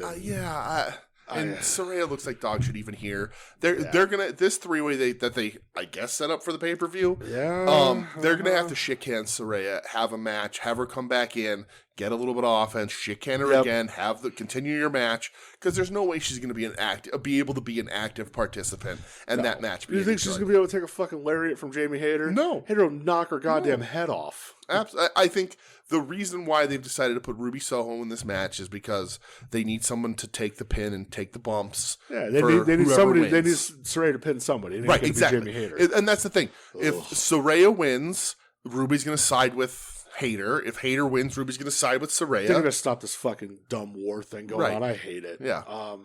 Right. But yeah, I don't know. Yeah. Whatever. Tag team battle royal. Keith Lee and Dustin Rhodes, naturally limitless. Sure. So is that on the pay-per-view? God, I hope. Did they put Parker Bordeaux on the pay-per-view? I don't know. It's maybe on the buy-in at the very least. I hope not. But like Swerve and Parker, like, come on. You guys are you're piecing shit together. Yeah. Come on, man. You have Trench getting in the ring. You have 4 pay-per-views a year. I'm gonna stop. Let's talk the main event before I get in all that shit. Battle Royal. Yes. The final spot. So 2 Battle Royals in a row. Right. Same exact member teams. Yeah, pretty much. I think there might have been 1 or 2 different ones. I don't know. And like this is the casino, and you're like, okay, casino. So there's going to be a Joker. Staggering. And there's going to be a Joker. And it's random times that everybody comes out. Yeah.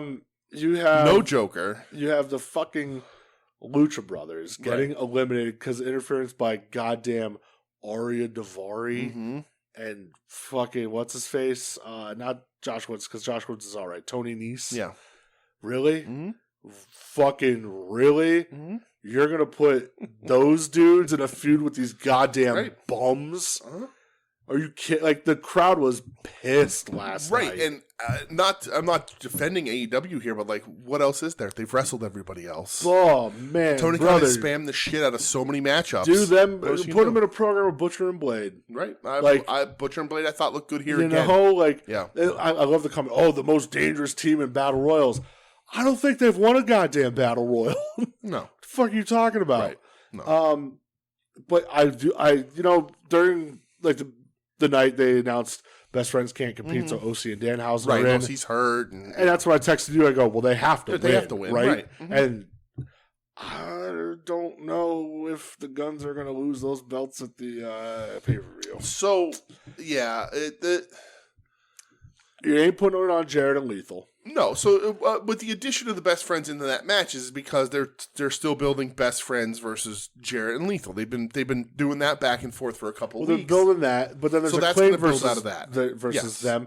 Now there's the Guns versus the Best Friends because they were part of that attack. Sure, but I don't know. I don't see the Guns losing the belts. I really don't. I don't know if they're going to hot shot him back onto the Acclaim. Right. So I'll tell you this. I think it'd be hilarious if we put it on OC and Danhausen. With the way that these last 3 weeks, 4 weeks or so have been booked leading this pay-per-view, I don't think the Guns are going to lose either. I don't. I really don't. But I think more so than that, like let's say I'm 90% sure that the Guns don't lose those titles, but I think there's at minimum I think there's more of a chance that the Acclaimed don't win those titles. If there's a title switch, I don't think it's going to be the Acclaimed. I think so if either, there's man. a title switch, it goes to Jarrett and Lethal backstabbing the Guns. Yeah. And I think that's a short feud. I think that feud can then maybe go to the Best Friends and they can finally get their thing. And I was looking at it and I was thinking about the Acclaimed, and it's like, yeah, they I don't think they were ready to lose those belts, but they won them like back in September. Yeah. So they had a long run. But the thing isn't that their run wasn't satisfying. It's that they don't have good competition, heel competition to take them from them properly here. But we'll see what happens, man. I don't know. But I agree with you, especially the way the shows have been booked the last bunch of weeks. I don't know, man. I don't see them losing it, man. Yeah. Main event. Yeah, so the end promo. 6 minutes of face-to-face. Dude, I agree with you. I don't know why you needed a promo recap video Why? for the What's end the point? promo. What's the point? It's fucking weird. Right.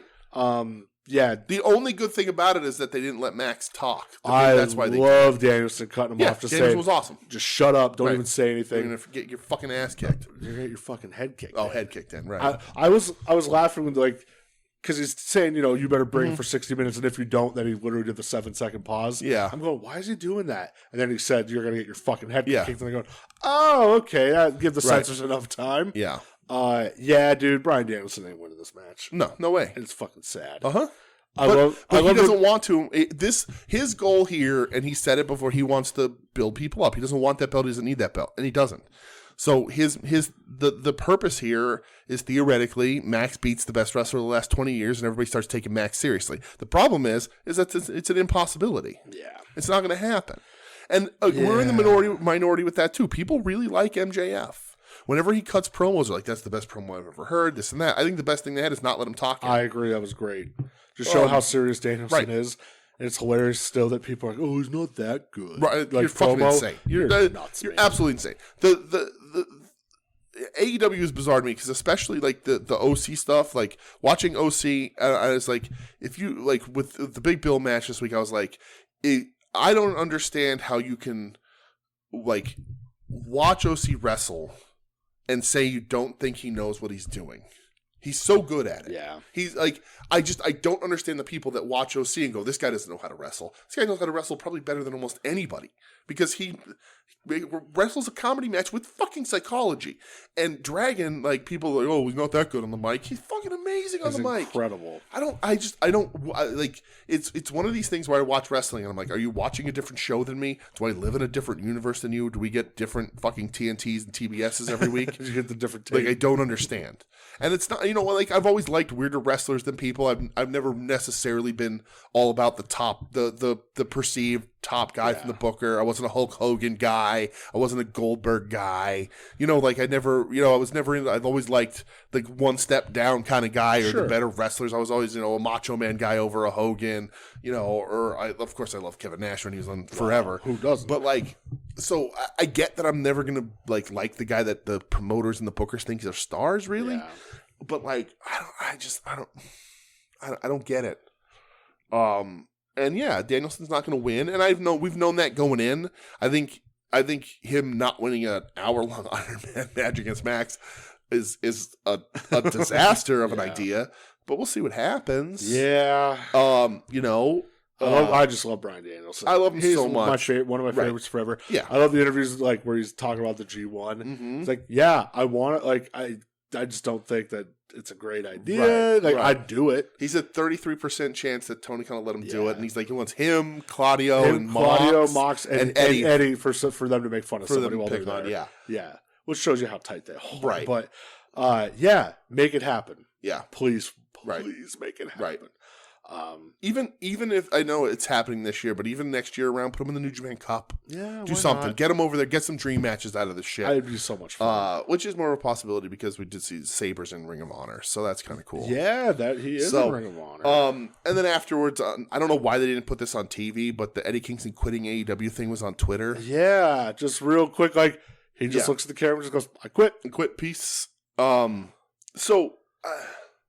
Before we get into the World Tour, I want to just talk. I've been thinking a lot about AEW and especially sort of this build to this pay-per-view. And like, we've talked about on here about AEW not having a great last couple of weeks. They were super hot. Like some of the best televised wrestling shows I've ever seen. Yeah, they were on like a great 3-4 week stretch. Where, right. Man, it was awesome. Now they're on 3-4 of crap. I mean, there's not that there's not good stuff on all these shows. There's always a couple good things, or they're always at least half good. Half good, like another quarter, like okay, and then like just one or two segments that are active dog shit, right? Yeah. Which is still really good for televised wrestling. But like, and your highs, your Bloody Mox promo, your lows are your lows, like Riho, Tony Storm, or whatever. Yeah. But I've been thinking a lot about it, and somebody else had said it, and the everybody goes around saying Tony Khan needs to focus more on story, stop focusing so much on wrestling, and I don't necessarily agree with that to the capacity that these people are saying, but I've been thinking about it because I like watching good wrestling, and we're always sort of amazed with AEW about how they give away such great wrestling for free all the time. Yeah. And that's awesome, and I appreciate it. But I'm thinking about it this week, and sort of, I think it also hurts them that they're giving away free wrestling. Because, like we've said, this Eddie Kingston thing wasn't even on TV. Like, this is a good story. Him quitting, even, it was 2 minutes. You could put that on, you could squeeze that on TV somewhere, and it hypes Ring of Honor, because everyone knows that's where he's fucking going. Yeah. And it builds a little bit of a story for a guy that everybody pretty much loves, right? Yeah, boy. I could rant about that for 30 minutes. Right, and Eddie not being on TV and how long, and they're not doing anything substantial with him, right? And I think the thing is, and I don't know who said it this week, and if you know who said it and they fucking suck, I'm sorry. But as much as I love getting 30-minute Bryan Danielson matches every week on free TV, and that ladder match, and all these matches that are pay-per-view quality, in some way WWE has it right, in the fact that they make you pay for perceived better stuff. Sure. And if, as much as I like having Danielson have a 30-minute match, and or a 30-minute segment, shave 10 minutes off of that, he'll still have a great 20-minute or 15-minute match. Mm-hmm. And there's 10 minutes you can give to somebody else. There's 10 minutes you can do for Eddie, who can come out and have a great 8-minute match, right? Or, any of these other people you don't see on TV enough. When was the last time Swerve fucking wrestled? When was, he wrestled living in a rampage. Right, he's been limited to Rampage against Dustin. And I love Dustin, but, it's not substantial stuff. So, I think Tony needs to, especially after these last 3 to 4 weeks, focus a little bit more on the story, because that's what's going to build to your pay-per-views, right? And your pay-per-views, you can do whatever you want. Every match in a pay-per-view should be fucking great. And I know that it's not always going to work out that way because certain wrestlers are incapable. Their matches usually are great on pay-per-view. Right. They should be meaningful and they should be great. And the way you get to that is by telling more cohesive stories as you build. And now you do 4 pay-per-views a year. You have the special shows sprinkled out. Sure. But you're doing 4 pay-per-views a year. Now, I don't think you disagree with me. I don't think a lot of people would disagree with me that, this pay-per-view, the build to it feels flat. Yeah, it does. That Mox promo is awesome, right? Fantastic. So it's not that there's not cool stuff on there. They've been building, although I thought it ended a few weeks early, I think they should have moved everything up. The Dragon MJF stuff has been really good. MJF's promos have not been great, but half of them have, and the matches were good, and they built that to a good spot, right? But the Elite House of Black thing is stinks, right? Yeah. The Eddie Ortiz stuff they tried to do like they're getting 30 terrible. Seconds on each episode. Right. That's it. Right. Samoa Joe, Wardlow, neither of them were on TV this week, right? No. We haven't seen, Wardlow was at the end when he came out for Samoa Joe to try to fight him. Right. Cut some time, especially when you're building towards a pay-per-view. You only got 4. You're building to this pay-per-view. When was the last pay-per-view? November, December? October when we were at. October. Was that the last pay-per-view? Yeah. Okay. So they had November, December, January, and February to build this pay-per-view. And it's not built right. No. It'll be fine. I'm sure the pay-per-view is going to be a good time and the matches are going to be good. But, if you're looking to drive sales and you're looking for somebody to watch TV and say, I'm going to drop $50 on this pay-per-view, they didn't do it for this one. No. And to not do that, like if you're WWE and you're running them every month and you're only building stuff over 4 weeks, some of your undercard is going to be a little weak, right? Course. But if you're taking 4 months to build to a pay-per-view, you should have this shit fleshed out. This should be locked in. Us as wrestling fans should be able to sit down and explain exactly why everybody's fighting who they're fighting on the pay-per-view. And a lot of shit has no reason. And there's some stars that don't even have a fucking match right now. Like, you couldn't figure out a Jade Cargill thing. You're still 53 matches in just having her getting squashed out. Yeah, which is crazy. Right? You think this women's division built properly to a three-way? No, right? Not at all. They built more in 2 weeks with Christian Cage and Jungle Boy than they did with the rest of that fucking roster. Yeah. And I'm like, and the only answer that I can think of is stop giving away so much quality pay-per-view wrestling. Not even giving away quality, like, not saying the matches don't have to be good, but cut some time off of them. Get better at the really good 6 to 8 minute matches. Sure. Get better at the 15-minute matches and make them feel like they're the longer ones, right? Yeah. Because 30-minute matches, I fucking love them. I love watching Danielson wrestle these matches. I can watch him wrestle for hours. But they don't serve to the pay-per-view. Yeah. When you do that for Danielson, he was in a feud, you do it with other people, they don't serve to the pay-per-view. And you're trying to get people to buy this shit, and you know that there's people out there that are like, oh, fuck AEW, they don't tell a good story. Well, instead of, I understand you're trying to show a different product. I'd much rather, such a big in-ring fan. Oh, me too. Right? But you got to balance it. And the balance ain't there. And also the matches haven't been that good these last 4 weeks. So you're not even having great matches. Yeah. There hasn't been a good match building into this women's feud. No, not at all. Right? Not even a little bit. So, like Moxley does it every fucking time. Dragon does it every fucking time. But so now you're spending 4 months not building properly to a pay-per-view. A lot of your matches are scattered all over the place. Like the Elite match has basically no build whatsoever, right? None at all. And on top of all of those things, I can name you 5 fucking dudes that are sitting at home that are ratings getters and guys who can come out and have great matches that aren't even on TV. CM Punk, right? Right, CM Punk. Who they're not Eddie Kingston. Pac is back and forth. Miro sitting at home told, and whether he's a whiny bitch or not, whatever. Yeah. I'm going to say this with the caveat: FTR asterisk, Bald ain't doing himself any fucking favors, man. No, he's back to being a bitch. Yeah, he's really losing points for me. He is. Cash is like the good one because he shuts the fuck up and he saved Bret Hart's life. Yeah, but Bald's really digging a hole again. Yeah, he's really starting to suck his own dick. He's becoming the whiny bitch that nobody liked about him. And when he was in the ring wrestling these killer matches, everybody's like, "Oh, all right, we're fine with it." He bitching himself out again. They could course correct. Get on TV and wrestle. Right, but those dudes could be on TV, and I know they asked for time off, but now he's online saying, "Well, I've asked to be on, or I'm not booked in the fucking battle royals and shit." He's being whiny. Right, he is. I don't like it. But you bring in Aussie Open, you don't do anything significant really with them, right? Like you have all this talent that you're just not doing, but you could work this out. You could figure this shit out. And it's just really baffling to me that they're not. And like, again, I'm gonna buy this pay-per-view. I'm happy to watch it. But like when you're running 4 pay-per-views a year, I want that whole card to be rock solid. And when you watch a WWE pay-per-view, they're not, because they're building what they can over a month, and they're spamming the fuck out of matches and whatever. And Tony Khan's starting to do that. He's starting to spam some matchups and all this shit, and he's booking it like an indie, where when you go to an indie wrestling company, you go and maybe you don't go all the time, or they're not always in your hometown, so you're not at every show, so the storylines can't really run through.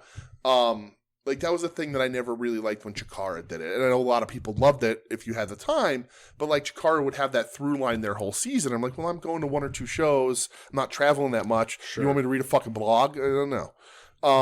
But a lot of people liked it. Read a blog. Right? A lot of people like that.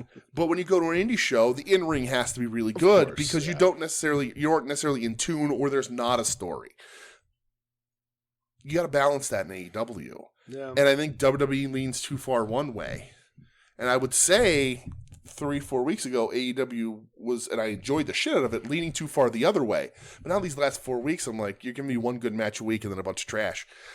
Building to a pay-per-view, it drives me nuts. Yeah, the last 3 weeks have been super lackluster. They've just been lackluster. Like, you know, OCU was really good last week. Right. You know, the Moxley Uno stuff was good last week. Right. I like the Archer squash. Like I like the rest OC of it, matches. it's like, okay. Right. But you're not doing anything significant, especially knowing that I'm gonna have a $50 charge on my fucking credit card come Sunday.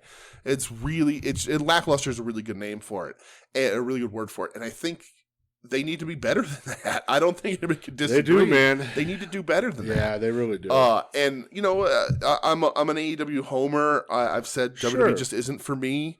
You know, and that's fine. I'm not like fuck that, whatever.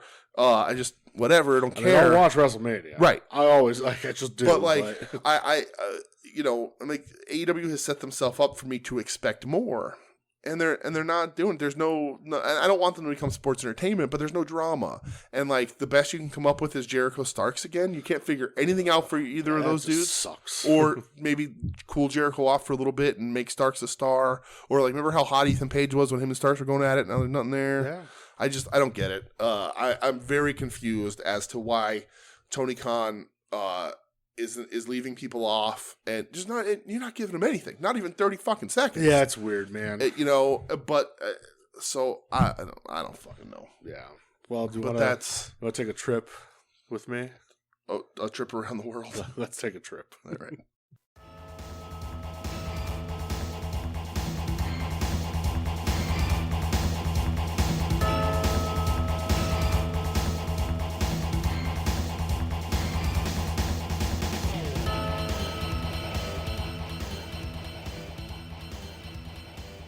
New Japan Pro Wrestling. All right. Presents CMLL. Woo.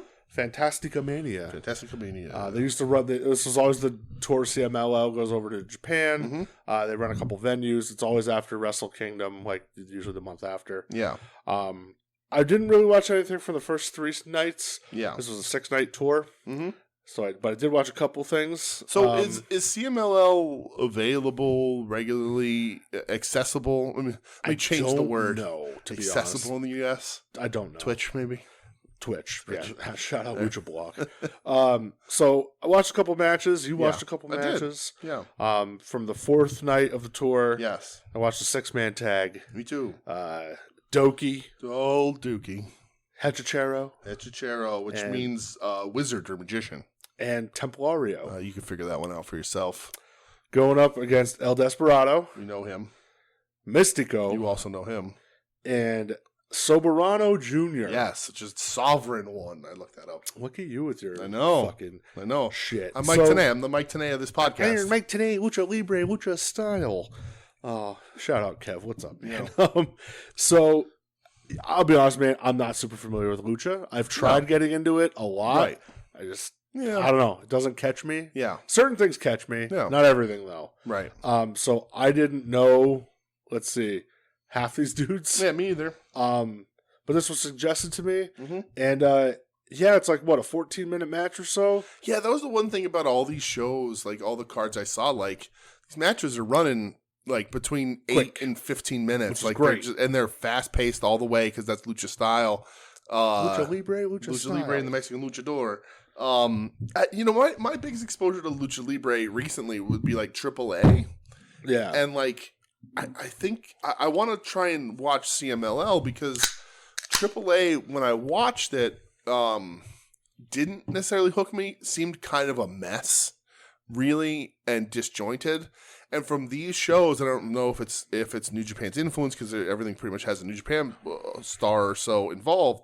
They just feel like they're a little more put together, even though the style is high flying. And I love lucha tag matches because somebody's always in there and it's always fast paced. People referring it to as a lucha resu. Yeah, like right. That that's combination. That's Ultimo Dragon's style that he created with Lucha Risu. When he combined that sort of Japanese dojo style when he went to Mexico because Japan was like, you're too small, you're not going to make it. And I love that stuff. I love that early Torimon stuff. Agreed. So I thought this was a bunch of fun, though. Yeah, I like this match a lot. Everybody looked good, man. I love El Desperado, though. Yeah, Despi's awesome. He's such a star, and you have like sort of your Haas luchadors in Hechicero and Templario. Yeah. Bigger dudes. They're basing for the guys and then just throwing knees and elbows and submission holds. I thought this was super impressive. My note at the end of this is, am I going to watch CML now? Hey, it's a world tour, brother. And like Dookie wins with the seatbelt. Doki. The surprise. Doki Choki. Oh yeah, Doki Choki. That's right.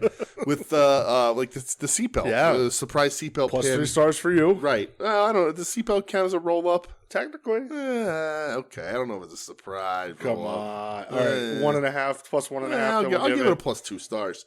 All right. But yeah, I like this a lot. The thing that sort of made me so excited about this, and more so with the next other 2 matches that I watched, but I guess Soberano was there, who a lot of people are talking about as sort of the star of this whole thing, the breakout. I looked up Soberano Jr. afterwards. He's 29 years old. Yeah, right. Really, I don't know if he's fucking younger or not. Yeah. So these shows, weirdly enough, reminded me a lot of Chikara. Right. Chikara, and I would say like the mid card WCW, the bright colors, Lucha seems to be the place where your wrestlers still look like superheroes. Yes, right. Absolutely. Bright colors, cool designs, fun names. Yeah. Soberano Jr. is actually a 3rd-generation wrestler. Okay. I looked him up. His grandfather was the original Soberano. Mm-hmm. And then his dad still wrestles, and he's actually tagged with him. Is he El Hijo del Soberano? No, he has an uncle that's El Hijo del Soberano. Damn. And then I forget what his dad's name is, but his dad is also Soberano very popular wrestler. Does not wrestle under Soberano. But Soberano Jr., 3rd generation. And I just like the look of all these guys. And like, it's fun too because like when Templario and Hechicero come out, you're like, these are the bad guys. Yeah, these are the Rudos, brother. and then they wrestle in that certain way, Sure. and it works. I love that kind of thing in wrestling, and that's been blurred in wrestling all around the world, really. So the fact that they feel like superheroes takes me back to the day where I really loved this and the style. Yeah, everything's super impressive. And especially in this match, like nobody really fucks anything up. Everybody really does some cool stuff. Crisp, really dude. cool. Yeah. So the next night 5, I watched, and from here on out, I just fall in love with Soberano and follow him awesome, around. Dude. Yeah. I watched 2 matches on night 5. Okay. I watched Volador Jr. Okay. Roy Lucier's best friend. Yes. Versus Templario. Oh, okay. Yeah. Volador Jr. I've seen him wrestle before. Yeah. Templario I was kind of impressed with. Mm-hmm. Like you said, I love his mask. Yeah. It was really good, man. Volador Jr. Don't know why I took the mask off, brother. Well, it's one of those. Hey, like Kevin Nash, put it back on. Yeah. A beefy dude though. He's cut up dude. It was a lot of fun. Yeah. But the main event of this show, yes, probably the match of the tour. For the CMLL welterweight title, yes, your champion T10, which is a member of Japan. Close enough, brother. Going up against. I said it. Yeah, what was it? You heard me. run that back. LIJ. Yes. Going up against Soberano Jr. Yeah. And I said last week, maybe, or like the week before, about when we go on these world tour things, like when I watched All Japan, like I like the matches, but I don't feel like I have a guy. When I watched Tokyo Joshi Pro, I don't have a girl. Like I'm not connected. You have a girl. Well, I do. That's true. I got one now, but when I watch GDT, I don't necessarily have a guy that I'm like super attached to. That I'm like, oh, this is the guy I want to see rise up. Like when I have Noah, I have Masaki Miya, and all these other people. Soberano's my dude. He's fucking awesome. This is what it is. Super excited about him. Teton was got familiar great with Teton in the best of the Super Juniors. Right. He lost pretty much everything, but he was great. Yeah, he was so much fun. It was a CMLL welterweight title. Yes, which is just like the old Intercontinental title. Yeah, dude, I thought this was fucking awesome. Wild. It was awesome. Great high flying, good chop fight in the middle of it. And I'll tell you, it was like sub 15 minutes. Yeah, right. Yep. You know, like a lot of people are like, this is like one of the best sub 15-minute matches ever. Right. And you're not like none of these matches, at least none that I watched, were like where you were like, oh, that was 9 minutes. I feel like I want more. Yeah. They're fun. They're just fun and satisfying. That's a good theme for wrestling in Japan this week. A lot of fun. My favorite spot in this whole match is and it's off the top rope, but I'll allow it. Asai moonsault to the outside onto the table. And then when they're selling on the floor, the table falls, but not because it broke, but because the one leg comes loose and falls, and everything just slowly tips forward. Yeah. I thought that was really funny because Japanese tables don't break to this day. I am the table. Yeah. This was great, though, man. Yeah, it was really good. I enjoyed it a lot. Yeah. Probably the match out of everything I watched from this tour. Yeah. Probably my favorite. Yeah, thing. I think this would be what if you were like, I don't know anything about it, let me watch a match. This would be the one from from FantasicaMania. I think everybody's kind of agreeing with that. And then I watched Soberano's definitely the breakout. I watched 2 matches from the final night. You're so fancy. Did you watch? I watched everything? one. Okay. Soberano Jr. versus Hechicharo. That's the one I watched. Dude, I love the mat wrestling in this. Yeah. I didn't expect this, man. This was good. There was a lot of tight mat wrestling here. Yeah. This was a fun, like, lucha, but a little different styled match. A couple little missteps in this one, which I think is what makes it not as good as the Teton one. Sure. But it was really good. And plus you had the little bit of callback for me, at least, because Soberano Jr. and Hechicharo had wrestled in the 6-man from two nights prior. Yeah. So I like that. Yeah, and then the 6-man tag, I watched El Desperado, Templario, and Valdo Jr. Okay. Going up against El Barbaro Cavernario. Okay. Who came out dressed as Fred Flintstone. Wearing the whole regalia. He's a caveman. That's his gimmick. Taguchi's in this match, right? No. Oh, I thought Taguchi teamed up with El Barbaro. No, that was the night before when Taguchi dressed up as El Barbaro. Okay, all right. Master Wato. Oh, okay. Which made sense because Wato, when he was on excursion, was in Mexico with these guys. Sure. And Ultimo Guerrero. Oh. Dude, what a handsome, beefy motherfucker he is. I actually just downloaded a best of Ultimo Guerrero. All right. And 2 discs. Ultimo Guerrero and I forget now. Okay. But a lot of this was Ultimo Guerrero and Valdo Jr. squaring off against each other. The old miserable bastards, which was awesome. Sure. Yeah, man, Wato looked good here. Like I said, he has a lot of chemistry with these guys. He was on excursion to Mexico for how fucking long? Right. So he knows the style of lucha.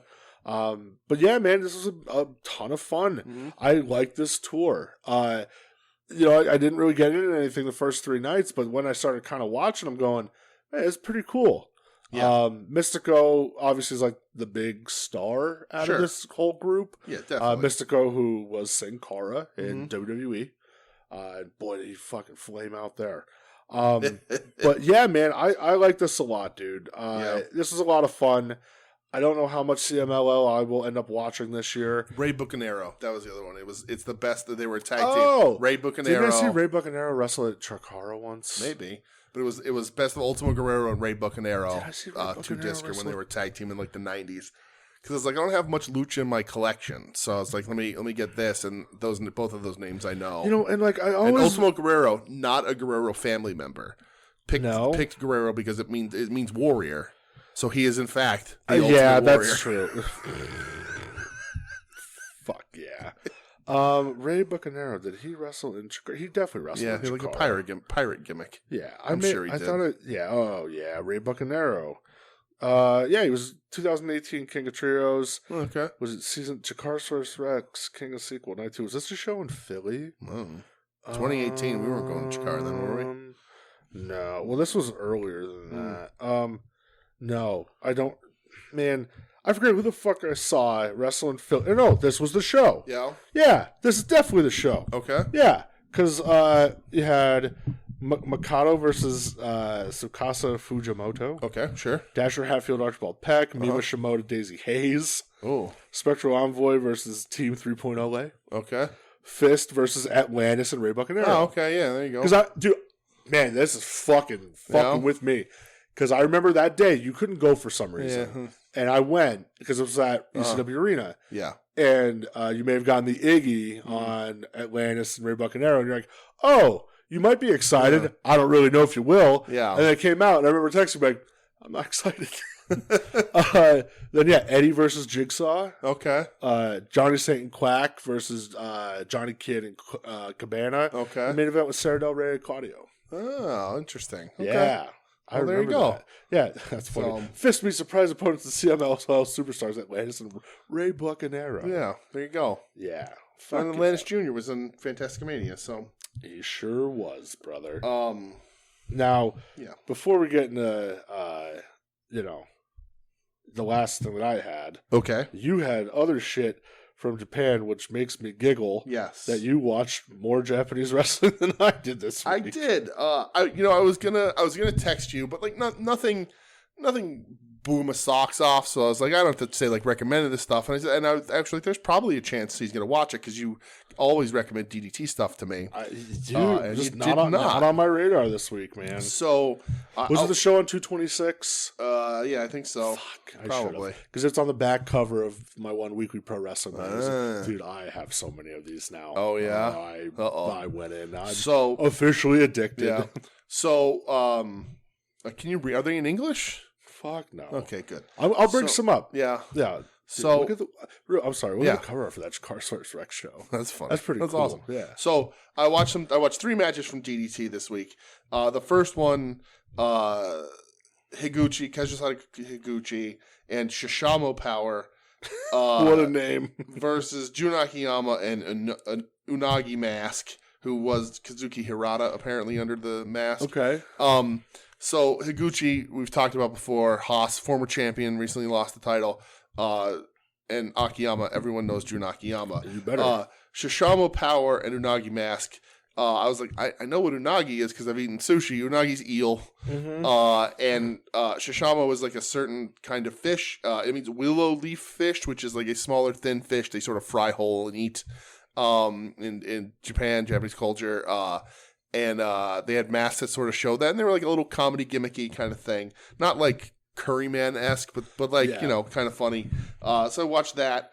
Shishamo has an arm sleeve, but it has a fish face on it, so it looks like the fish is swallowing his arm. Oh my god. Fucking DDT, man. It's just really funny to me. A little bit of a Haas fight from Higuchi and Akiyama, because of course you do. Yeah. Fun junior stuff, lots of pin combos. Shishamo wins with they do the roll up back and forth, crucifix, kick out, roll back and forth. Shishamo wins, and then Higuchi, for I don't know because there's no English commentary, murders him even though he was his tag partner. Attaboy Higuchi. So that's just how that works. The main reason why I watched this show was because we watched Kuroku versus whoever that was last week in the Degeneration Cup match. Mm-hmm. Winner gets to join Degeneration X. That's not true. But so this was the final of the Degeneration This is the final of the Degenerations Cup. The winner gets to be in the LA show. That's sort of the thing about it. Yeah. It was Takeshi Masada versus Yuya Kuroku. Kuroku, who won last week, who we talked about. Takeshi Masada looks a lot like Takeshita. Yes, it's that funny. Long, beautiful long hair. Yeah, this is a really good match. I wish both guys hit a little harder. Kuroku's stuff to me seemed a little crisper, but Masada wins. Yes. So Takeshi Masada will be at the collective or whatever. Yeah, the DDT show that weekend. Yeah, and then I ended up also watching for the KOD Openweight title #1 contendership match. We watched. I ended up looking the dude up, but I didn't type it in here for whatever reason. The guy, the big beefy dude that won it a few weeks back, he was ringside. Who won the KOD? Yeah, title? he was the current KOD champ. Yeah, whatever. This is Yukio Naya versus Hiroshima. Naya is as we've called him in reference only to us, Japanese wrestling Vance. Yeah. He's 6'7". He's got long blonde hair. He has very elaborate gear. He's very Vance. He's not a very great wrestler, but he's intimidating, especially a 6'7" Japanese guy. Hiroshima is 10-time KOD champion. He is 48 years old. Unbelievable. I like this match a lot. Hiroshima at one point kicks Naya's teeth in, and I was like, uh-oh, that's not good for him. But Naya debuted in 2019. He's a very young guy, but his size is they're pushing him up the card. He's impressive to look at, but lacking in the ring. But I had fun with these matches. Again, nothing I was wanted to say to you hey, you should watch these DDT matches. Yeah. But I starting to get a little hooked, seeing some people that I might like here and there. That's what makes me happy. So I did like Kuroku. But he sadly lost. So yeah. But I like Higuchi and Jun Akiyama wrestled, so we're all good there. Yeah. But that was it for DDT, and I think there's some DDT maybe coming up this week or next, but possibly, which we'll talk about. But the last sort of thing that we journey around the world is, and this is very much an international thing. I don't even want to say it's New Japan. It was on New Japan World. It's not New Japan. It's just the All-Star Junior Festival. Takahashi's junior yeah, Hiromu Takahashi and El Desperado had a big hand in this. Yeah. This is bringing in kind of guys from all over Japan, all different companies, freelancers, whatever you want to say. Kind of like, hey, thanks for sticking with us through the pandemic. Right. A little like National Pro Wrestling Day-esque sort of. Dude, that's fucking. I'm so happy you said that because I was thinking the same thing. It felt like that, like the first one. Yeah, anyway. And like everybody, like sort of most matches everybody was a different representative of a different company. Yeah, some really small companies, like from New Japan through some companies I've never even fucking heard of. Same. And lots of Dragon Gate and Osaka and all that sort of stuff too. Yeah. But some of these guys are wild. I'm like, okay, so it was. The whole card was very fun. Mm-hmm. I woke up early to watch this. Yeah. It's so fucked up because I'm like, oh, this starts at like 20 to 4 in the morning. Yeah. I could pull that off. Sure. I sure did. And just like the FantasicaMania too, like 9 to 15-minute matches, nothing crazy. Super long. Yeah. Right. But everything's fast paced. They go immediately, which is the junior style. It's what it should be. I would recommend you could watch. I mean, I recommend watching the whole show just because it's so much fun. Yeah. I like Kevin Kelly just being like, yeah, I'll be honest, I don't fucking know most of these guys, so Chris Charlton, you're going to have to take this one. Right. And fine, you know? Right. That was the one knock was that while they show everybody coming out with their entrances and with their title cards, that they didn't have their names on the title cards. Yeah. And I didn't think because so many people were so spread out, it was probably too much for Charlton to handle. And a lot of people, I'm like, I don't know where this person's from. I don't know this guy's name. Yeah. Like they did not explain as much as they could, which internationally and like a lot of these guys, there's no way for us to watch their content anywhere. No. But I wish they'd sort of explained a little bit more of the people. But yeah. You know what? How about you take the reins on this one? Okay. Because I watched the whole card. I know you. I didn't. I jumped around a little bit. The last match I watched, but actually the first match on the card because I went back. I wasn't sure I was going to fit this one in. And I don't have everyone's affiliation in there, so you're going to have to deal with that. But Amakusa from Noah, Fujita Hayato, and Hiromu Takahashi versus Hayata. Yes. So, all right. So Fujita Hayato is Michinoku Pro. Okay, you have it all there? Okay. Yes. Hayata from Noah. Yep. Kazuki Hashimoto. Who is Big Japan. Big Japan. Who actually tag teams with the other Hashimoto that's there. That is Shinya Hashimoto's son. He is not related to Shinya Hashimoto. That's cool. Yes. And Yamato. It was from Dragon Gate. Yes. They told us Yamato's like, I don't fucking want to do this thing. Right. I like this. I like that Takahashi who kind of put this all together was like, yeah, we're, we'll go on first. We'll go on first. Really a good showcase of all these guys.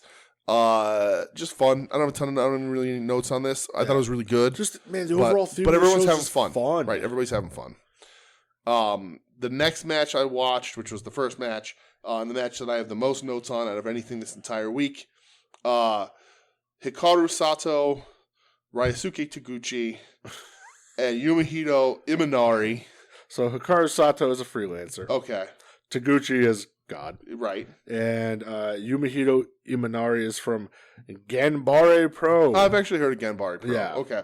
Versus Batten Burra Burra. And Cage Match has his name wrong. It's like blah blah, but it's Burra Burra. He's from Kyushu Pro. Sure. The great Sasuke. Who's just a fucking god. Right. Who's now the weird deathmatch guy. Yep. And Tiger's Mask. Who's based out of Osaka Pro. Not Tiger Mask. Tigers. Tigers. Based after the baseball team. Yes. The Tigers. In Japan.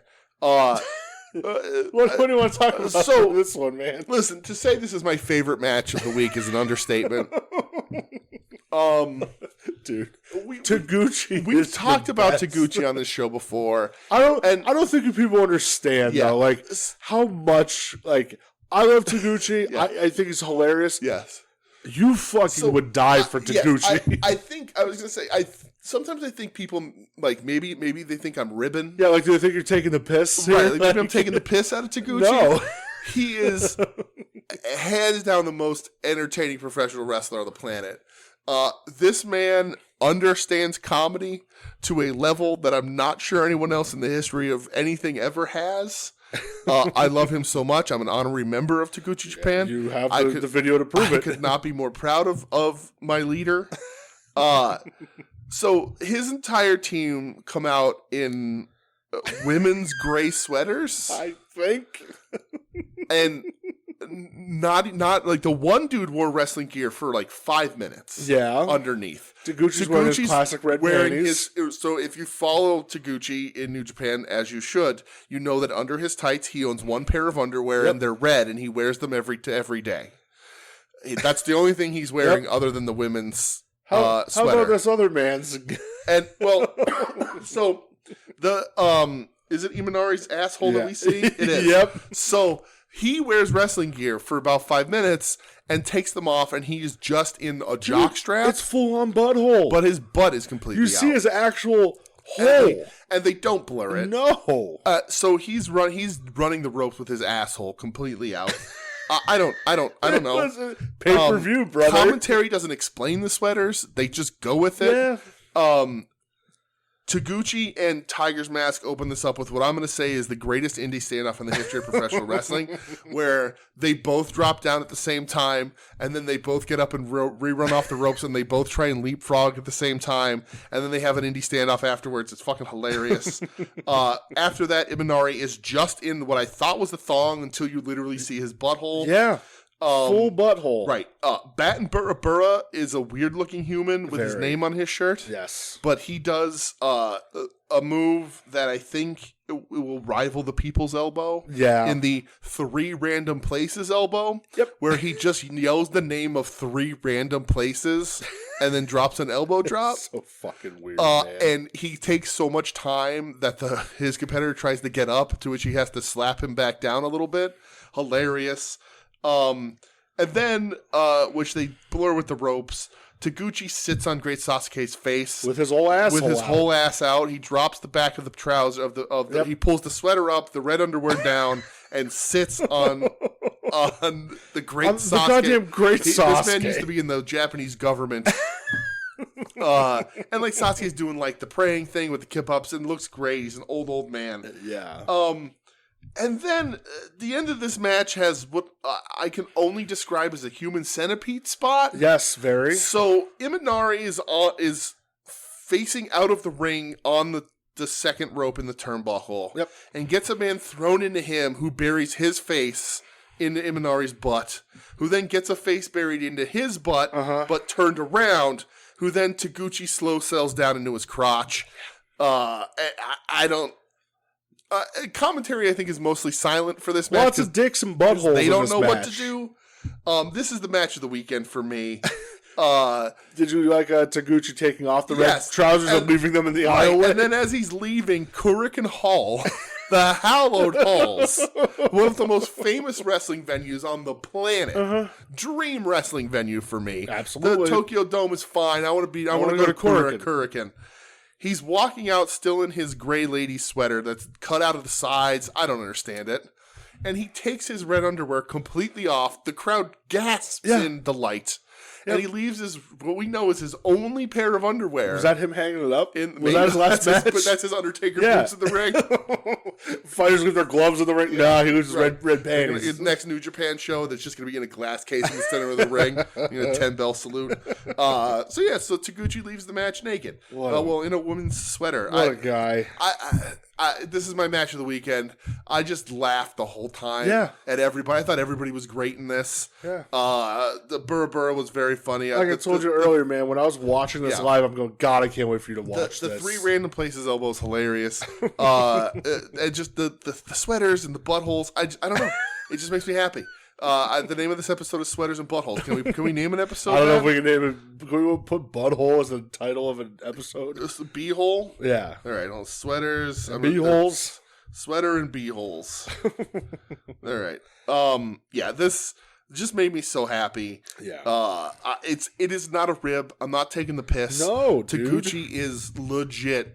Like, Tomohiro Ishii is my favorite wrestler in Japan right now. Taguchi's my number 2, and it's not even. It's everything after that is even a fucking competition. Oh, you could take your Okadas, you can have your Will Ospreys. I love you, Tanahashi. Taguchi's the guy, and he's also a really good wrestler, which is really funny. Yeah. But this, the comedy shit that he comes up with, because also throughout all of FantasicaMania, he is feuding with Naito over a Pharaoh's mask that has the number 69 on the forehead, and Naito stole it, and Taguchi paints blue stripes on his face to match the mask. Yeah.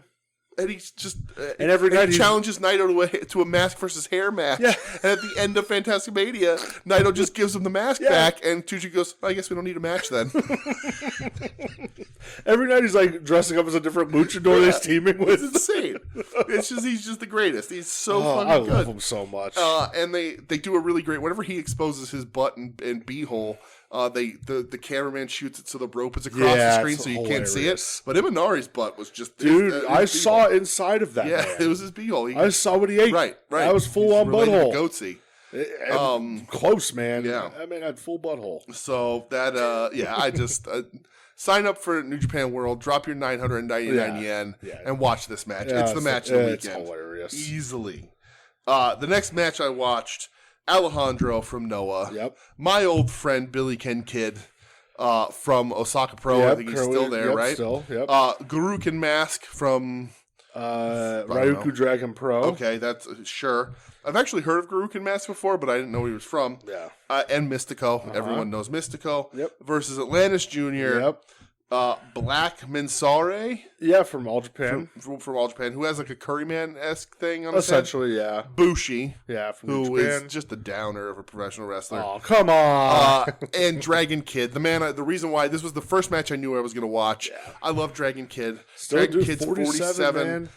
Is still Dragon so tiny and does crazy shit. Yeah. One of the most exciting wrestlers, the heir to the Ultimo Dragon Throne, even though Ultimo hasn't retired and Dragon Kid is 47 years old. Still waiting him out. Because he was like a referee in FMW wait and him stuff. Out, man. So, but I love Dragon Kid so very much, so I knew I was going to watch this. And this is barely a tag match.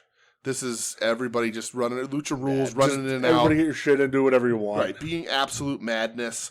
Dragon Kid is so tiny, he can just do everything. Everybody can catch him. He can do all kinds of crazy shit. Yeah. The coolest thing in this match for me is Atlantis Jr.'s high cross body dive is super cool. Yeah. Because luchadors have such confidence in their body, like in their movements when they do this stuff. Like there's no panic. If you watch wrestlers when they do suicide dives, there's always a little bit of panic or whatever in there. He runs. He bounces off the ropes and runs, and just mid-ring leaps over the top rope. So cool. And just arms and legs get tucked behind him, and he cross-bodies the whole crowd. It just looks so good. Yeah, the crowd goes nuts for it. Like Penta says it, zero miedo, like whatever, like no fear. It's absolutely true with these guys. Like, and you can't. If you show fear, you're gonna fuck something up. You can't hesitate. There's none of that. You just have to have complete trust. And it hasn't worked out for everybody in the long run. But just this complete trust of what I'm doing is going to hit, and I'm going to be protected. Yeah. And there's also some fucking crazy bumps too. But of course, hashtag Mystico must pose. Brother. Right. This was another just totally fun, awesome, crazy tag it's like match. 11 minutes. And everybody looks cool. Everybody's in masks in this one, which I think is so I love. Cool. Yeah. Just they all look like cool fucking superheroes. Yep. Really a big fan of all this. And Billy Ken Kid got me into Chikara once early. So shout out Billy Ken Kid.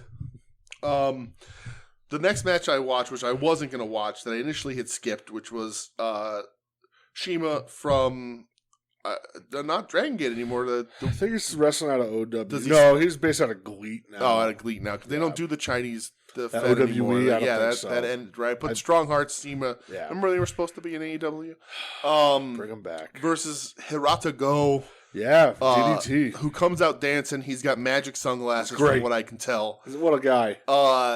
And I wasn't going to watch this, but I was scanned forward to get to the next match and saw Shima dancing. And I was like, okay, I'm going to go back and see why he's dancing. And I watched this match. It's like 8-9 minutes. Shima is wildly over with this crowd. He's a legendary wrestler. I love Shima. He comes out, he shakes hands with Milano, old pals there, pretends to walk the invisible dog. Old Toryumon guys, right? Old first generation Ultimo students. Yep. Legendary wrestlers. Shima's amazing. Hiratago wasn't in any. Hiratago also wrestles just as Hirata and whatever, but this was his certain dancing fun gimmick. Yeah. And he takes breaks in the match. He puts the sunglasses on. They play music every time mid match, and he dances. The match was good. Sema wins. But at one point in the match, he puts on the glasses too to see what they are because he threatens to leave. He's like, this is bullshit. I'm leaving. Yeah. He puts the glasses on. He gets in the ring and does the Magnum Tokyo dance, which Magnum Tokyo not involved in wrestling in any way anymore. Magnum Tokyo guy in WCW, one of the probably first tournament guys a lot of people got to see. Was in the Dancing Fools with Alex Wright and somebody else. Fucking Magnum Tokyo, awesome. But this match was fun. I love Sema so much.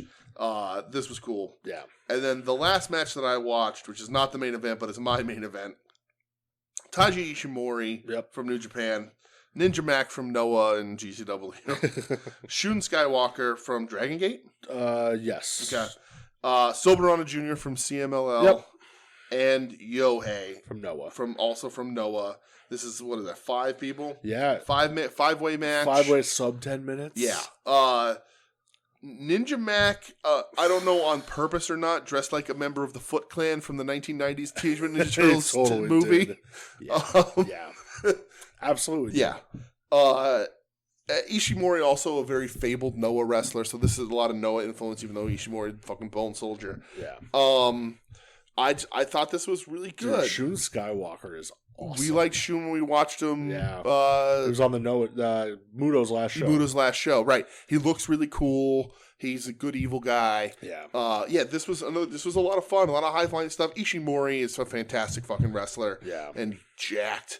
Ninja Mac does a lot of really cool stuff, even though he does mess up Soberano's moonsault into the rope spot. Yeah. He falls. Dude, Ishimori's 40. Yeah, that's crazy.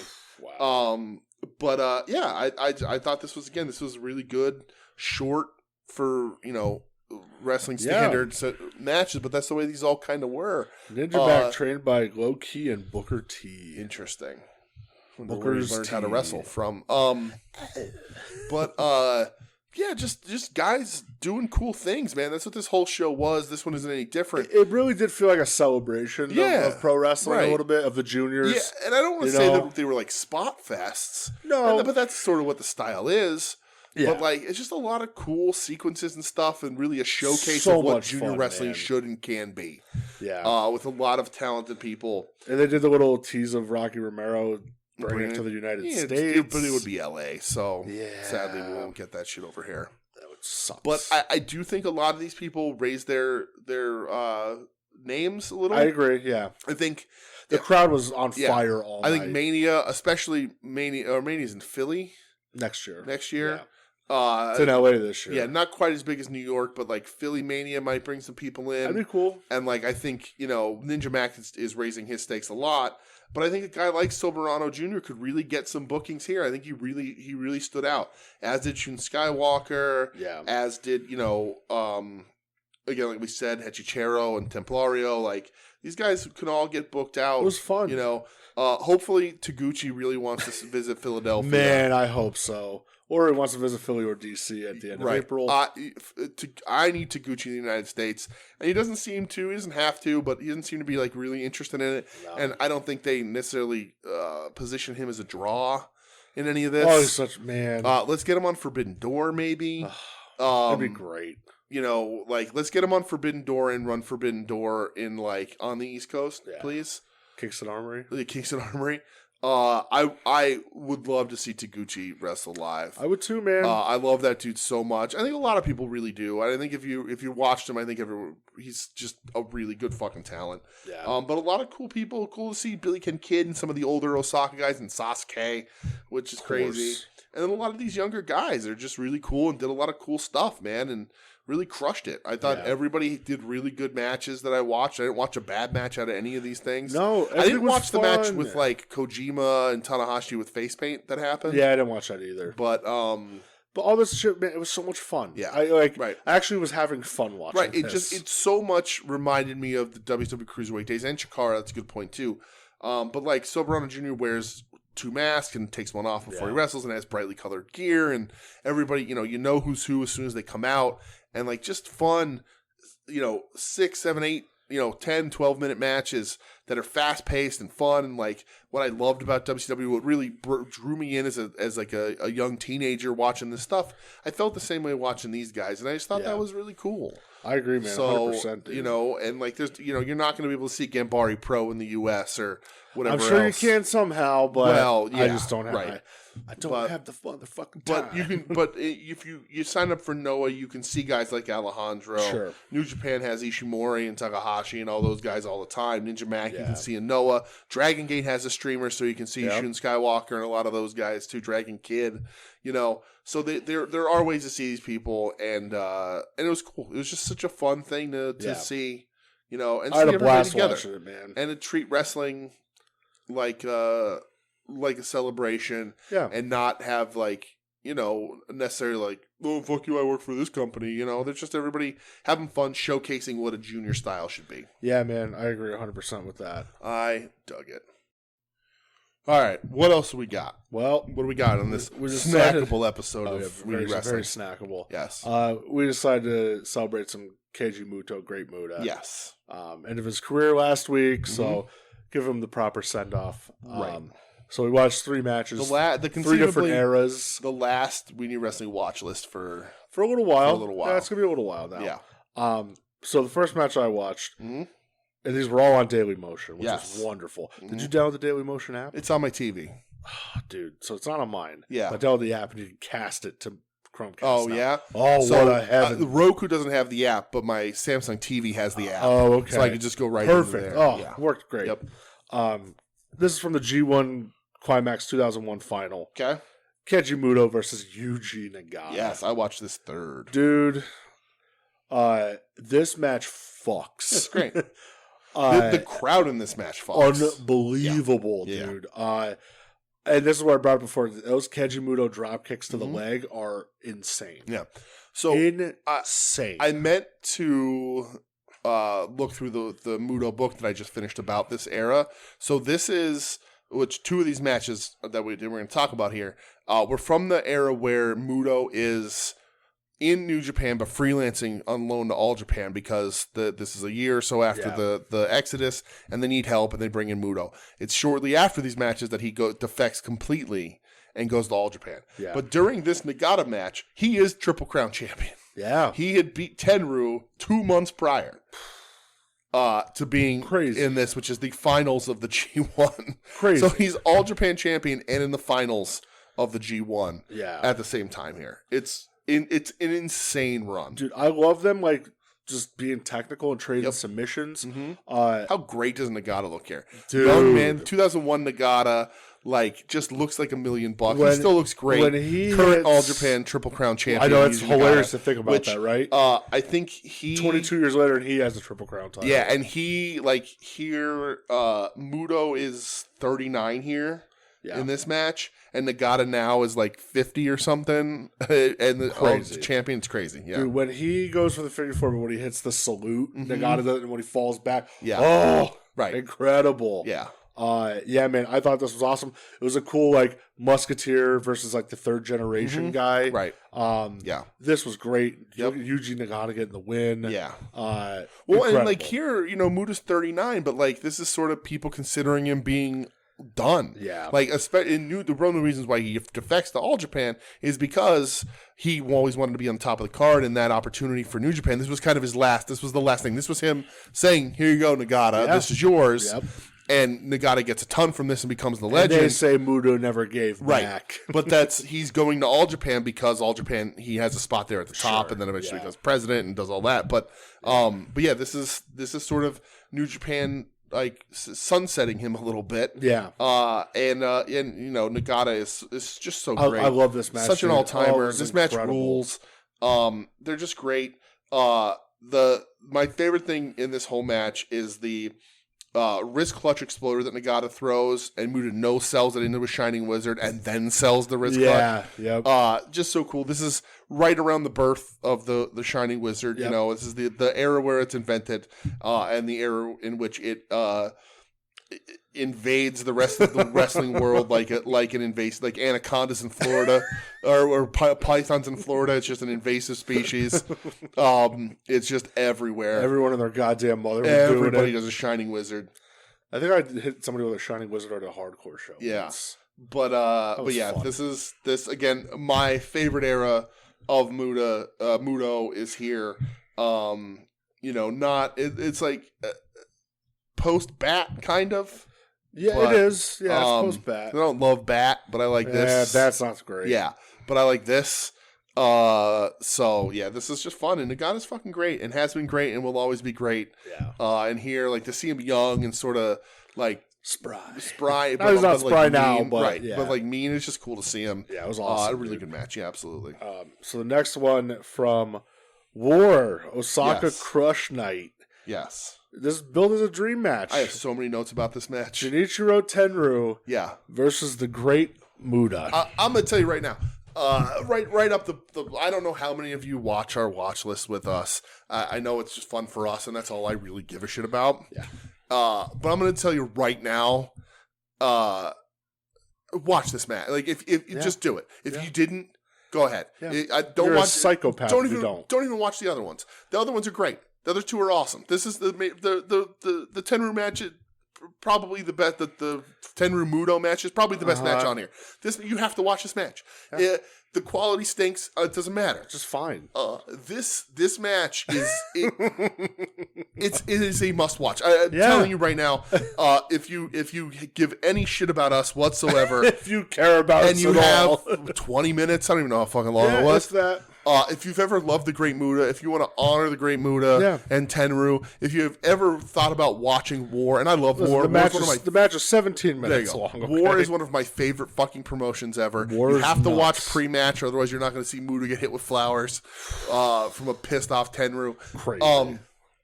This match is an all-time spectacle, brawling, bloody fucking disaster. Dude, so my favorite thing about this, and I've watched this match 100 times. Sure. And I love it every time I watch it. The Great Muta, I feel like he came into this like, oh, haha, dream match, you're expecting Muta, power drive elbows, handspring back elbows, moonsaults.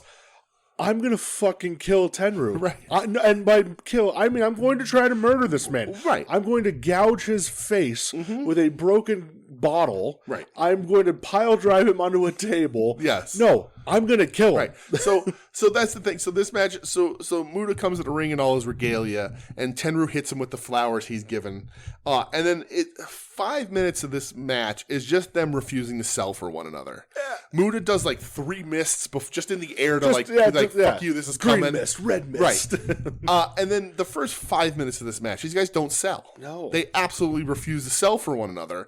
And then Muta goes out of the ring, breaks a glass bottle, and stabs Tenryu in the face. Literally stabs I'm him. not saying like, oh, he hits him with the bottle and he blades. No. He stabs Tenryu in the face. And Tenryu bleeds everywhere because of it. Yeah, man. Because he got stabbed in the face with the end of a broken bottle. Yeah. Like, he grabs a bottle, he smashes it on the turnbuckle outside the ring, takes it in the ring, and stabs Tenryu in the face with it. Like, and then spends the rest of the match reopening that fucking wound. Like, this was scary, Great Muta. This wasn't, like I said, not the athletic, high flashy guy. No. I'm pretty sure it's Arashi comes in to try and stop Muta from killing Tenryu. And what happens to Muta him? beats him up too. Gets the shit beat out of him. Like, Tenryu gets stabbed in the face. Yeah. And there's also no commentary on this match. I love that. So there's it's no like watching a commentary. snuff film. It kind of has, that has that feel, yeah. And then there's a point where Tenryu is bleeding buckets, and he's pissed. And this man was born pissed. He's been pissed his entire life. He will die pissed off. Grumpy He's bitch. the grumpiest son of a bitch ever in professional wrestling. And there's a point in the match where he's sitting on the ground, and he's bleeding buckets, and he looks down at his fist and spits blood onto his knuckles, stands up, and just to Muta 3 times in the jaw. Yeah. Straight punches. Like, they're not fooling around. No. They're not pulling nothing. He's just like, okay, this is what we're doing. You stabbed me in the face with a bottle. I'm going to break your jaw. Yeah. And, like, Tenryu is an old sumo guy, so if you don't want to move him, he's not going to move. No. And so, and then Dude, and then when Muta hits him with the mist, it's the Right. blood and the mist all together. And it's a great missed spot. Oh, man. And then Tenru's he throws tables into the ring. He's throwing chairs. It's crazy. He gets so mad. Like, he's honestly pissed off. It's absolute chaos. Like, Muta does the moonsault onto the Japanese table. Muta beats up a young boy, takes his t-shirt, and writes on the t-shirt in Tenru's blood, which is what Muta does. Like, did that to Hakushi the couple weeks ago. I think he writes die. Yeah. Right. And then you get the all-timer, I think, green mist spot. Unbelievable. In the powerbomb pin. Tenru does his powerbomb, goes for the pin, gets green mist in the face. It's crazy. Yeah. And then he does the spot that, like, somebody did recently, but he holds the mouth closed when Muta goes for the other mist. Yeah. So Muta gets all disoriented because he's mist in his mouth, and the gland didn't get the proper release, and it discombobulates him.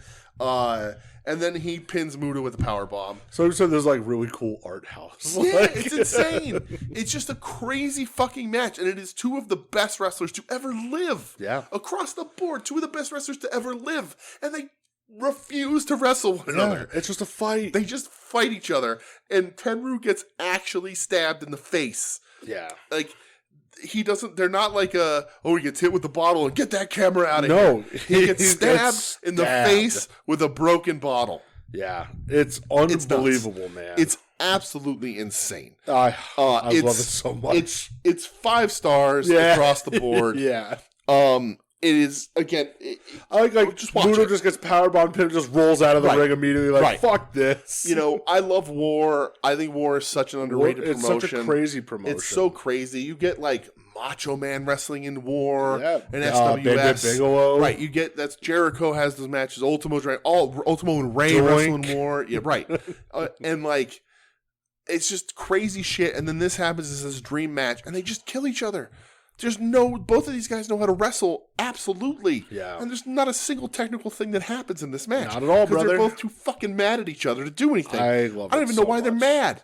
I just know that both of them decided not to sell for the first 5 minutes, and both of them then try to kill each other. Yeah, they would have just beat the shit out of each other. It's insane. I love it so much. It's so great, man. It's 130% worth your watch. If you've ever cared about us, if you've ever cared about professional wrestling, if you like blood, if you've ever wondered what is one of, if not the best Great Muta match ever. Yeah. It's the best Great Muta match ever. It's insane. Like, there's no doubt in my mind. You know, he's a fantastic wrestler. He's a flashy wrestler, and he can do it all. But this is the demon. This is the true monster demon heel that Great Muta is supposed to be. Yeah. And it is absolutely insane. God, I love it. 100% worth the watch. I posted the link. You can find it on our Twitter. It's just search it. Great Muta Tenru. It'll come up. Yeah. It's grainy. The quality's Which fine. makes it like feel like even more violent for some reason. But it's perfectly fine to watch. Oh, I love it so much. And it really is an amazing thing. I wonder to watch. if IVP has any War.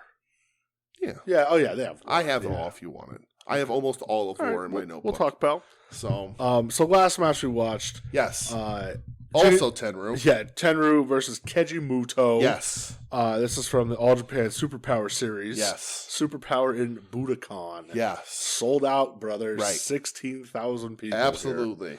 39-year-old Keiji Muto versus 51-year-old Genichiro Tenru. It's Muto's greatest match ever. Yeah? You think so? 100. Okay. Yeah. Muto. Yeah, sure. Like, I always do the separation just because I have to. I think the separation is actually super important. Yeah. This is his best match ever. Yeah, this is like one of the greatest wrestling matches anybody could ever watch. Yeah. It's Dude, that fucking brainbuster on the apron. It's about as perfect of a wrestling match as you can get. Like, you know, it is a 5-star all the way. If it happened now, it would probably get 7. It's absolutely fantastic. It's a very vital match to All Japan. This is post Pillars, right? You know, and there's a lot of uncertainty with All Japan, right? So this, from just reading the book, the interesting thing about this, so the backstory here is right. So Tenru, All Japan guy through the 80s. Leaves in the 90s to form War, SWS, and War, right?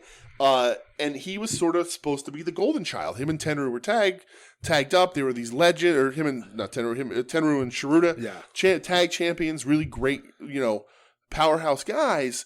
And like Tenryu leaves to do his own thing, and that's what forces the pillars to get pushed into the upper card. Yeah. Because Tenryu is this massive star who leaves, and All Japan's like, well, what are we gonna do? We're gonna have Jumbo make these young guys, and they were already wrestling it with them, but like to push them into the main event, that was the catalyst that pushed them. Yeah. Tenryu leaving at the top of the company pushed them to go, okay, we got to fill that hole with 4 guys. Yeah. And that's what makes the pillars. When did they ever? Right? So this 2001, this is the Exodus happens. Muto comes over on loan from New Japan. He's still contracted to New Japan, but he's coming over to help All Japan, which was unprecedented at the time. But like Mrs. Baba, so well regarded, they didn't want the company to die. Wrestling as a whole doesn't want this company to die. No, of course not. Muto comes over because, and again, I said he has an opportunity to stay on top of the card here, more so in New Japan. And the one thing Muto's wanted his entire life is him in the main event. Yeah, of course. And so he's there. He eventually becomes president, but like he's the one who's coming over. And it's not so much an invasion, but it's this new era of Muto. He starts to adjust his style. And one of the things that they're able to convince, and Tenryu feels a little obligated to do this, is to come back to All Japan. And this is the returning hero, right? This is the guy who left, and the company was the biggest it's ever been.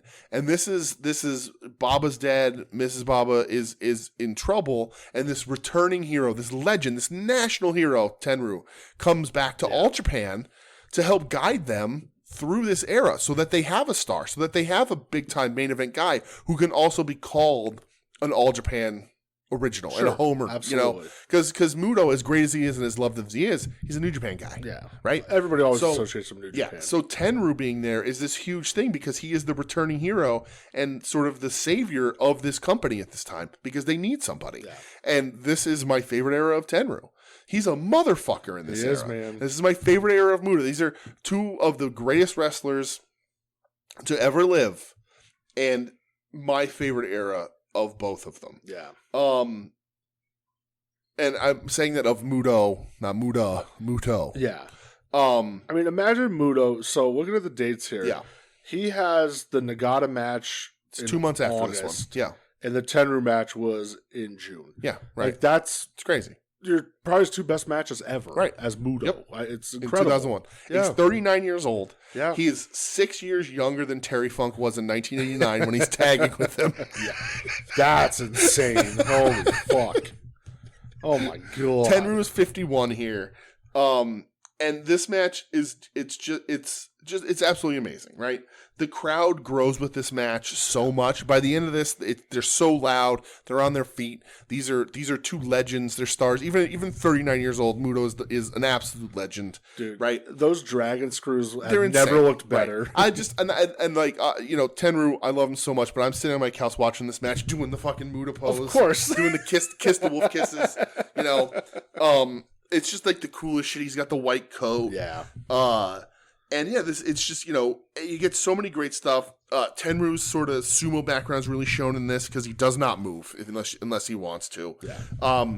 The Tenryu suplex to the floor, it fucking kills me. Like the over the top, the outside is crazy.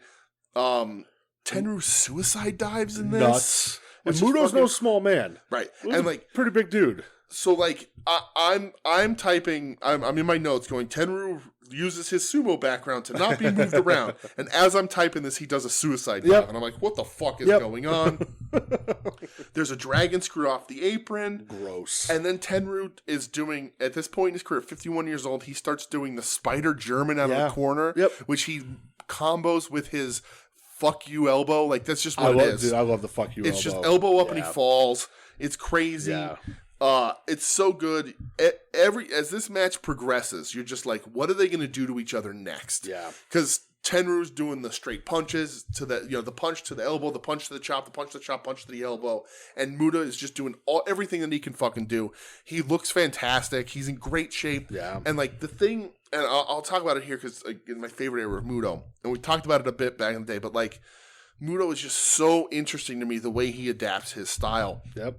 And like The basement dropkick, and you mentioned it earlier, is one of the coolest moves. It's just a dropkick to the knee. That's all it is, but it looks amazing. Nobody did it. It looks killer, Yeah. and it sets up his finisher. It's one of the smartest moves in wrestling because he had that high dropkick he couldn't do anymore, so he starts doing the low one of the knee to set up his finisher. It's just so fucking smart. You know, like, and doesn't he go for like a Shining Wizard like in the first move? He of this does, fucking yeah. match? Yep, goes right for it. Like, I love how smart of a wrestler he became as he got this age. Yeah. You know, and like as he got older, like 10 years after this and 15 years after this, it became a little rougher and he wasn't even able to do all that stuff. Yeah. But Muto here. Like doing like the handspring elbow to the corner. Yeah. Oh. Muto here making his stuff matter more, less is more, adapting his things with the basement drop kick and all that stuff. All the basic stuff, all the base sort of 5 moves, signature stuff of Muto still looks as crisp as ever, but like he's just modifying little things here and there to save himself, but not sacrifice the effectiveness in a match. Should be studied forever in professional wrestling. I agree, dude. His career should be studied. The way he was able to work Muta and Muto, and he would challenge even with this differences. Even with this, he challenges Tenryu as Muta after this too. Like and it's a completely different match. Yeah, it's different. Like he just is able to keep those so separate and so different, but still share some moves. Yeah, and just the sort of the musketeer that he was in the 90s with the orange tights and the long hair, and then becoming this sort of grumpier guy at 39. You know, he's a year older than I am here, and people thought he was fucking washed. Yeah. But like, and he's doing so much cool shit. His career needs to be studied. His adaptability needs to be studied. I mean, he's literally my favorite of all time. Right, and we're not, he's your favorite of all time. We're not, everybody knows him. He's an international star. He's one of the biggest worldwide stars that anybody's ever had. Yep. And any run anybody's ever had. He's a massive star. If you're a fan of wrestling beyond America in any capacity, you know who the Great Muta is. Even in America, if you're a fan in the 80s, you know who he is. Great Muta. But like he's so awesome here. Him and Tenryu are dedicated to saving a company here and making sure that they're fucking crushing it at every fucking turn. It's amazing watching these two guys wrestle. This was the Observer Match of the Year for 2001. And rightfully so. It stands up with any match. You can put it in there with just about anything, and it holds up. Yeah, it's incredible. It's as solid of a wrestling match as you'll ever see. That being said, if you can only watch one, watch that Muta match from 91. Muta Tenryu from War. Yeah. Yeah, 100%. Go watch whatever it was, 90 whatever. 96. Yeah. Go watch it. Go watch it. It's fucking insane. But it's one of the best matches ever. It's incredible. Muto, Tenryu. I know, like I've watched these so many times. I never get tired of it. They're amazing. Yeah, it's solid.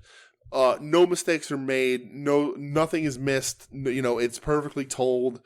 Everything about it. All three of these are absolute complete matches. Yeah. For different reasons, because him Nagata is much more technical. It's a very technical match. Because in any instance when you fight Tenryu, you have to fight Tenryu. Yeah. Right. It becomes a fist fight. Like you have to. If you do not give back to Tenryu what he gives you, he's going to swallow you up, and he's not going to let you do anything. No. But the Muta match is much, much different. And this is again, different because he's doing his signature moves, but basically doing them to a brick fucking wall. Yeah. So it's really, really interesting and just fantastic stuff, even without being fully embroiled in the history and how interesting Japanese wrestling was at this time, and then how so slowly bled out All Japan was over the next decade. Yeah. Sadly, thanks to Muta. Muto. And he has great matches for the next decade. Of course he does, But the company just loses star power and loses draw and just, gets... It's the old get poor slow for the next decade or so. They're still fighting uphill, They still are. They absolutely still are. And they're better than they have been in a long time, but they're still fighting uphill, and it can all be traced right back to this, and nothing to do, and it's crazy. Like just reading that book, which was so good, The Muta Years by Jonathan Foy, and just knowing that like Muta takes over All Japan, and ends up implementing the things that Misawa wanted to implement anyway. Yep. That Mrs. Baba refused, which is why Misawa leaves. Yeah. And like Noah, like here they don't even have a TV deal when this match is happening because the All Japan's TV deal, the network gives it to Noah, sight unseen, because of Misawa's star power. Misawa, yeah. So like it's just such a crazy historical period in wrestling. With infighting and nonsense and back and forth, and they have 3 top promotions fighting at the same time, which here. is unreal to think about. Insane. That. Just 3 because red hot. This is New Japan. This is the onset of the 3rd generation in New Japan, right? This is All Japan. Just having these guys in Taukia is there, and they're getting a lot of freelancers in and out of there too. And then Noah's the #1 company in the country. Yeah. It's a crazy time in wrestling, and then even over in the U.S. in 2000, WCW closes. Yeah, WCW done. It's crazy. Like ECW done. It's crazy. It is a crazy couple years. Yeah, like that late 90s, early 2000s, man. It's pretty wild. Absolutely wild. But yeah, if you didn't watch these matches, go for it. If you can only watch one, watch the Muda Tenru from 96. Agreed 1,000%. It's fucking fantastic. So we're not going to do watch lists for a little while. New Japan Cup is upcoming. We're just going to really follow that. Whatever else is going on in the world. TJPW and whatever. Enjoy starting back up soon, I think. So yeah, like I said, they had that show this weekend. So I want to watch that. Yeah. And whatnot. But did you buy anything this week? I got the Black and White Usagi Yojimbo. And I did buy. If you listen to Ad Odds, I'm sure Adam will complain, but I've been buying his beat up toys, buying his misfortunes. Yes. So I didn't pay him for the razor yet, but I have the money. He's good for it, man. Trust me. He'll get it if he comes to AEW on Sunday. There's your invite, Adam. I bought the Ultimate Andre the Giant. Nice. Just because I'm gonna wait for retail. It's Andre, brother. Yeah, I can't wait for it. It looks awesome. I love Andre. You mean the Super 7 one, right? Fuck no. Dude, I can't wait to see the side-by-sides on those. It's gonna be fucking insane, right? Yeah. I didn't buy the Coliseum collection, the Jake and I had no interest. I didn't even, not even an instant. I know Kevin Ford was like, what? Yeah. I was like, I just don't. I have so many Jakes at this point. Another one. That weird gear does nothing for me. I get it. It's the based off the Hasbro and the Elgin or whatever. Right. I have 3 figures of Rude with the gears way better. Right. I didn't have even a second think of consideration for it because the Jake's an Ultimate, but otherwise we've gotten a very similar Jake. The head's the same as the newer Jakes. It is the same. So you just get that extra point of articulation. The snake looks better. The bag is the same. And the Rude, I'm just not. I don't have a Ricky Rude. You need a Ricky. You need a Rude. But this one it wasn't important enough for me to get that Ricky Rude. So yeah, I'm just not that interested. Yeah, so, it didn't do much for me. Yeah, I have 3 Rick Rudes. I think. I love Rick Rude, but I was like, I just can't. It just did nothing for me. So, that's it. Yeah, that's it, man. We're gonna be after back. all that. That's all. After all, 2 hours and 33 minutes or so. Hey. That's that's it. We got a watch list. So thanks for listening, everybody. We'll be back next week with more wrestling from around the world. All right, I did that last week. I can't do it again. But this has been We Need Wrestling. You can find us at We Need Wrestling on Twitter and Instagram. WeNeedWrestling.com. Email us at WeNeedWrestling@gmail.com. Dude, the Oscar Mayer Wienermobile's getting Pittston this weekend. Oh, really? Oh, huh.